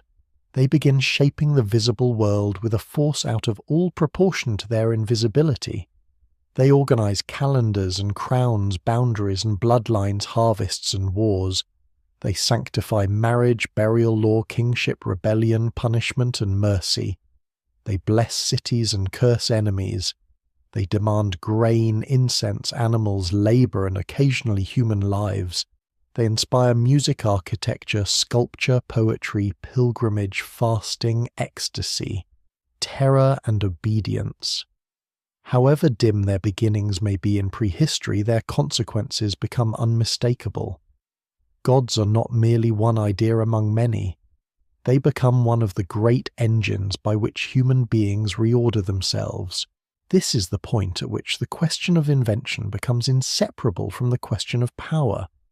A god once imagined as present does not stay abstract for long. Presence invites ritual. Ritual invites structure. Structure invites institutions. Institutions invite hierarchy. And hierarchy once cloaked in sacred inevitability becomes much harder to challenge. This does not mean religion is only a mask for power. It means that any force capable of commanding ultimate meaning will inevitably be drawn into the struggle over who may rule, who must obey, who belongs, who is pure, and what kind of world is considered legitimate. The gods become dangerous in exactly the proportion that they become useful. One of their most enduring achievements is the creation of moral worlds larger than immediate self-interest. This should not be exaggerated into the claim that morality begins with religion. Humans had empathy, reciprocity, kin obligation, and norm enforcement long before temples and law codes. But gods often widen the radius of moral concern and intensify the consequences of moral failure. If oaths are taken before divine witnesses, then lying becomes more than practical betrayal. If the dead are judged, then conduct matters beyond the moment. If cosmic order is tied to justice, then human law becomes anchored in something greater than one ruler's convenience, even where ancient moral systems remain unequal or harsh. The basic move is significant behavior is placed under invisible scrutiny and made cosmically consequential.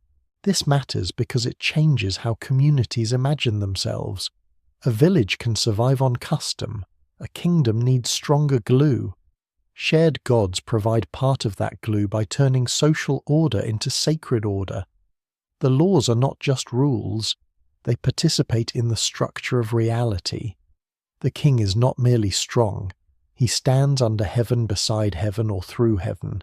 The city is not merely fortified.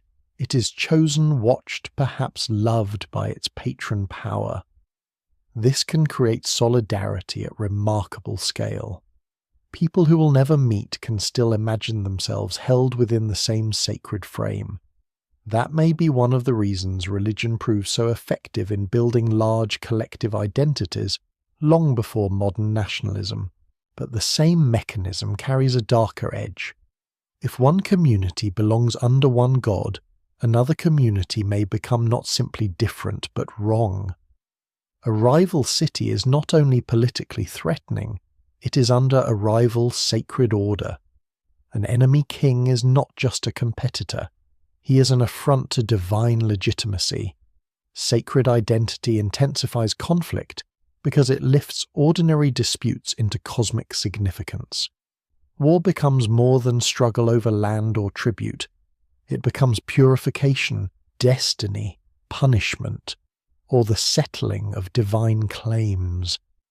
Ancient inscriptions are full of such language, and later history will amplify it even further.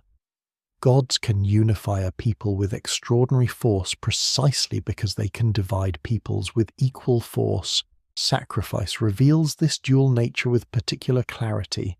In many societies, sacrifice is often described as primitive cruelty or irrational expenditure. Yet from inside the logic of ancient religions, sacrifice is far more coherent. If the world is sustained by relationships with higher powers, and if those powers give fertility, victory, protection, or order, then giving back becomes not waste but reciprocity. Food, blood, smoke, song, labour first. Fruits, even prized animals, become vehicles of exchange. Sacrifice turns dependence into enacted acknowledgement. It also creates visible hierarchy, because what is offered by whom, and in what setting, reveals the structure of society itself. Still, sacrifice can escalate in troubling ways because the more serious the crisis, the greater the pressure to prove sincerity. When crops fail, when enemies close in, when plague spreads, ordinary offerings may feel insufficient. More costly gifts seem more persuasive. This is one reason some societies move at times toward extreme forms of sacrifice, including human sacrifice, though the practice is historically uneven and often exaggerated in popular imagination. Scholars rightly caution against turning all ancient religion into blood spectacle. Many traditions rely mostly on grain drink incense, animal offerings, or symbolic substitutes, yet the underlying logic is revealing. Once the gods are believed to hold life in their hands, humans can feel compelled to pay in life. The moral power of religion can thus tip into moral horror without ceasing to feel sacred to those performing it. The gods also change how humans experience suffering. A death becomes fate, punishment, trial, transition, or sacrifice rather than mere event. A drought becomes judgment, imbalance, or divine withdrawal. A triumph becomes blessing. A child's survival becomes favor. The world grows narratively dense. For many people, this is profoundly stabilizing. Meaning makes endurance possible. But it also means that suffering is rarely left alone. Someone may be blamed, some ritual omission may be suspected, some impurity may need purging. Gods console, but they also interpret, and interpretation can wound as easily as it heals. A lesser-known but important consequence of religion is its role in storing time. Sacred calendars, festivals, genealogies, and commemorative rites preserve collective memory across generations. They tell a people not only how to act, but when to remember and what to remember. A harvest festival recalls dependence, a mourning rite recalls the dead, a New Year ritual recalls cosmic renewal, a king's enthronement recalls divine order. Religion in this sense becomes one of the earliest and most effective memory technologies ever developed. Long before widespread literacy, it teaches the community how to carry the past forward through repeated emotionally charged acts. That alone gives the gods enormous staying power. They return on schedule. The arts flourish under this pressure. Temples, hymns, statues, myths, painted tombs, carved reliefs, sacred dances, chants, processions, amulets, masks, and ritual clothing all become ways of making the invisible sensible. It is easy to talk about religion as control and forget its creative force. Yet some of humanity's most astonishing achievements arise precisely because people believe the unseen deserves beauty, permanence, and form. The same conviction that can justify hierarchy can also build cathedrals of stone in every era, compose songs that outlive kingdoms, and fill blank walls with visions of order stronger than death. Gods are culturally productive because they make meaning matter enough to build for. They also shape the self in quieter ways. To live under gods is to live with observers no human eye can escape. That can produce guilt, discipline, humility, terror, consolation, or inner division. A person learns to examine motives, intentions, and impurity in light of standards not reducible to immediate consequences.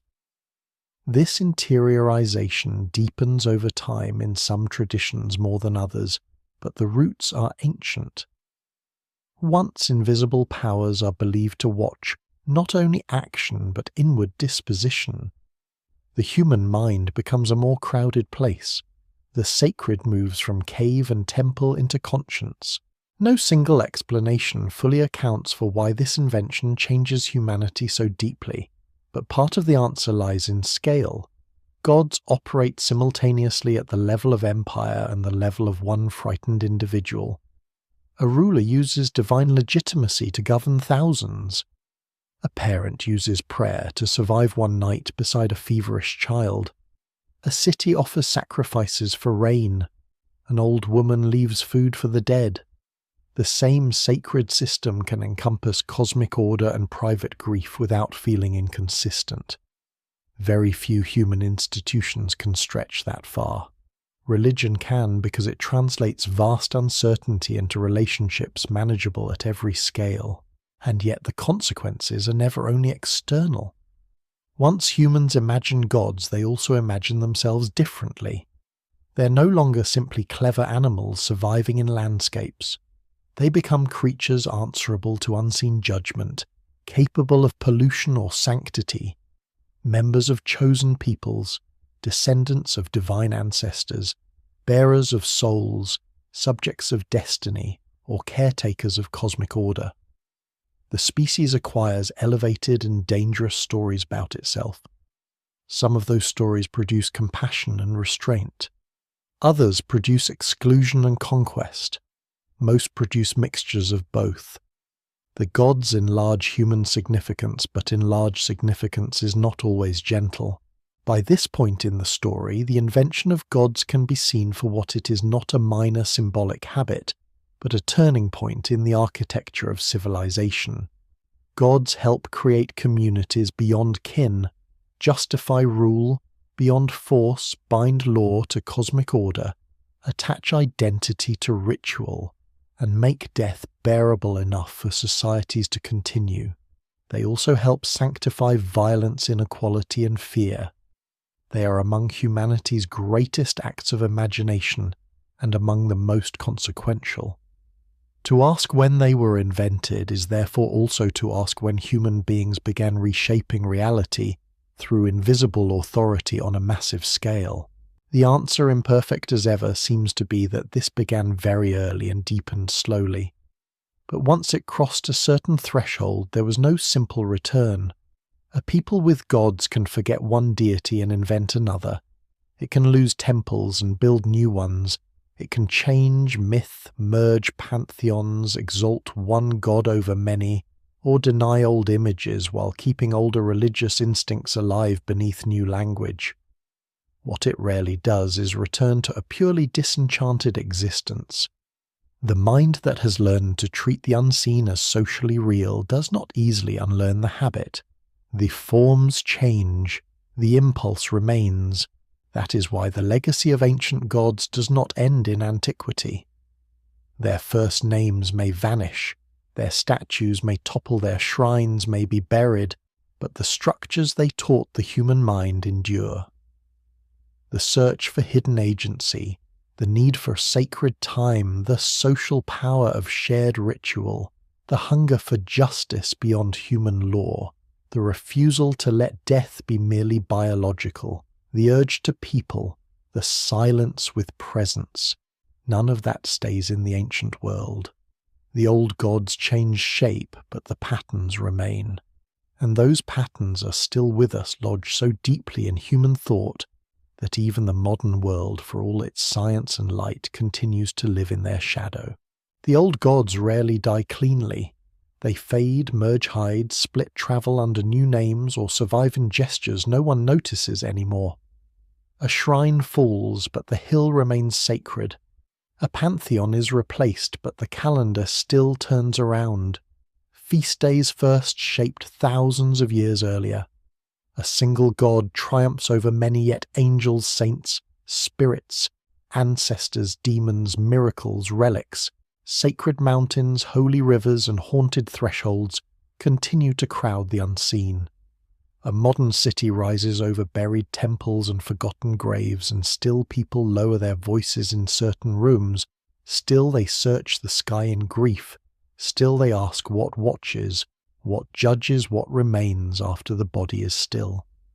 The invention of gods may belong to prehistory, but its structures remain threaded through the present with astonishing persistence. This may be the most revealing answer of all to the question of when humans invented gods. Not because the date can finally be fixed, but because the invention never remained in the past. It became part of the human operating system. Even in societies that become more secular, more technical, more committed to natural explanations, the old religious habits of mind continue to surface in altered forms. People still search for signs in coincidence. They still speak to the dead. They still feel that certain places are charged. They still invent rituals under stress. They still elevate moral principles into something sacred, inviolable, almost beyond argument. They still divide time into ordinary days and days that feel marked. They still build monuments to memory and approach them with something close to reverence. The gods may vanish in name, yet many of the mental and social structures that once sustained them survive with remarkable strength. That continuity does not mean nothing changes. It changes enormously. Philosophical religion, monotheism, skepticism, science, secular law, and modern psychology all transform how invisible power is imagined or denied. The storm no longer requires a sky god to explain its movement. Disease need not be read as divine displeasure. Crop failure can be understood through climate, soil, insects, and economics, rather than ritual insufficiency. The dead can be mourned within naturalistic frameworks. The visible world in many domains has been explained with unprecedented power. But explanation is not the same as existential replacement. A thunderstorm described by physics may still inspire awe. A death described biologically may still feel metaphysically unfinished. A moral law justified philosophically may still be spoken of as sacred. The human need for significance does not disappear just because mechanisms become clearer. This is why scholars who study religion increasingly resist the old idea that gods belong to a primitive stage of thought, outgrown by modernity. That model was always too simple. Religion is not just a failed science. It is also a language of grief order, dependence, beauty, fear, memory, and belonging. When one form weakens, those needs do not vanish. They reorganize. In some societies they remain explicitly religious. In others they migrate into politics, nationhood, ideology, celebrity, conspiracy, spirituality without institution, or the sacralization of personal identity and moral cause. Human beings continue to create zones of ultimate concern. They continue to people them with forces, watchers, destinies, and unquestionable values. The names change. The deep pattern does not. There is something both humbling and unsettling in that. It suggests that the first gods are not simply inventions imposed from outside by cunning priests or frightened villagers. They are expressions of what happens when a highly social, symbolic, death-aware species tries to live inside an unstable world without accepting instability as the final word. The human mind reaches for presence behind events, order behind suffering, continuity behind death, and judgment beyond immediate power. Sometimes this produces temples and pantheons. Sometimes it produces universal moral law. Sometimes it produces quiet, private rituals performed by people who claim not to believe in anything supernatural at all. What survives in the record suggests that once these habits took root, they became very difficult to erase entirely. That persistence may be clearest in how humans still respond to death. Modern medicine can delay, diagnose, and explain death in ways ancient people could not imagine. Yet the emotional shape of bereavement remains stubbornly old. People still keep objects of the dead. They still visit graves. They still dream encounters and wake shaken. They still struggle to reduce a person to a body that has stopped. Some speak of presence without fully believing in spirits. Others reject formal religion, and yet still feel that love cannot simply end in matter. This does not prove any theology. It proves something more relevant to the history of gods. The ancient pressures that first populated the unseen are still active. Grief continues to make pure disappearance feel inadequate. The same is true of awe. Science has not banished awe. In some ways, it has widened it. The age of stars, the scale of the cosmos, the depth of evolutionary time, the complexity of consciousness, the precarious rarity of life, these can intensify the same emotional response once directed toward moonrise over an ice age plain. The difference is that awe no longer always leads to gods, but it still marks experiences as larger than ordinary use. it still creates the feeling that the world contains more than immediate human purposes can hold. In that sense, awe remains one of the oldest religious emotions even when it no longer wears overtly religious clothing. Modern societies also preserve the sacred through ritual even when ritual is emptied of formal theology. National ceremonies, memorials, court oaths, moments of silence, pilgrimages to graves and monuments, even the choreography of weddings and funerals show how deeply humans still rely on repeated symbolic acts to structure meaning. Ritual did not disappear when some people stopped naming gods. It remained because ritual answers needs older than any one creed. It gives form to transitions. It allows communities to feel themselves existing together in time. It makes invisible commitments visible. These are ancient functions, and they continue with surprising force. There is a final irony in all this.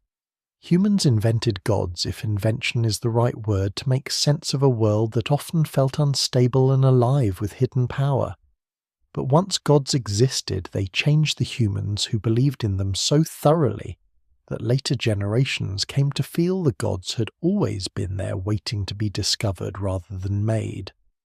That reversal may be one of religion's greatest triumphs. The created becomes creator. The imagined watcher becomes the source of imagination. The social being projected into the sky or underworld returns as lawgiver, judge, parent, or origin. In that sense, the invention of gods becomes self-concealing. It buries its own beginnings beneath the authority it creates. Perhaps that is why the question remains so compelling. To ask when humans invented gods is to ask when they began constructing realities larger than biology, realities strong enough to govern empires, console mourners, justify wars, inspire art, and outlive the languages that first named them. The answer cannot be one date or one place. It is a long emergence from burial and dream animal power and cave darkness, harvest anxiety and temple stone ancestral memory and political order. It begins before writing and never entirely ends. Every age inherits the pattern and reshapes it. So the first gods are lost, but their descendants are everywhere, in laws that still retain sacred weight, in ceremonies that still feel untouchable, in the instinct to speak of some values as holy, some places as cursed, some moments as blessed, some deaths as meaningful beyond biology, in the fear that someone sees, in the hope that someone does, in the old human refusal to believe that the visible world is all there is, and that may be the closest thing this long search can reach as a conclusion. Humans invent gods very early, very slowly, and never only once. They invent them wherever death becomes unbearable, without continuity, wherever chance becomes unbearable, without pattern, wherever society grows large enough to need invisible witnesses, and wherever awe becomes too deep to remain just a feeling. The names differ, the forms differ, the evidence breaks and thins the farther back we go, but the shape of the process remains visible. The gods are one of humanity's oldest answers to living consciously in a world it can neither fully predict nor fully accept. The fire burns lower, the painted wall fades back into stone, the grave fills, the seed disappears into earth, the pillar rises, the temple opens its door, the king lifts his offering, the mourner whispers to the dead. The modern city glows over buried sanctuaries, and still the same species looks upward, inward, and beyond the visible, asking what presence moves behind the surface of things. Long before history, that question was enough to begin changing the world. It has never really stopped. The night sky over the ancient camp is still there, though now it is dimmed by cities, satellites, and electric light. The cave is still there too, breathing cold air from the earth. Buried beneath fields and roads are old houses, old floors, old bones, old offerings. the remains of people who once stood where we stand and felt the same unease before death, the same astonishment before birth, the same need to believe that the world contains more than accident. Time has taken their names, their voices, their certainties. It has left only fragments, a stain of ochre, a carved pillar, a handprint on stone. But from those fragments a pattern still rises quiet and persistent. It suggests that the first gods were not born in a single revelation. They gathered slowly in the dark spaces of human life, in dreams where the dead returned, in graves where absence refused to feel complete, in animals that seemed to carry a force beyond flesh, in the seed buried in earth that came back green, in the storm that arrived with too much intention, the sky that moved with too much order, the silence after loss that seemed too full to be empty. Little by little, the unseen became inhabited, and once it was inhabited, human life changed, not all at once, not cleanly, but permanently. The world became a place of watchers and witnesses of sacred times and forbidden acts of promises made before powers no one could see. It became heavier with meaning and more crowded with memory. Even now, after science, after empires, after the fall of countless temples, that old crowding has not entirely gone away. Perhaps it never will. Perhaps the invention of gods tells us less about ancient error than about the enduring structure of human consciousness itself. We are creatures who remember the dead, who fear randomness, who build stories against silence, who turn places into thresholds and moments into rituals. We are creatures who keep looking for presence even when we say we are not. That habit has built civilizations, justified cruelty, inspired beauty, and comforted grief. It has done all of these at once. So the question lingers not because it can be solved perfectly, but because it points to something permanent. Somewhere in the deep human past, long before any scripture people began to feel that the visible world was only the surface of reality, they lived accordingly. And from that decision or that instinct or that necessity, gods began to emerge. Then the fire sank lower. The stars went on turning overhead. The people slept. The dead remained where they were placed. The seeds waited in the ground. And in the long dark between one age and the next, the first invisible beings continued to gather shape in the human mind until they were strong enough to outlast the worlds that made them.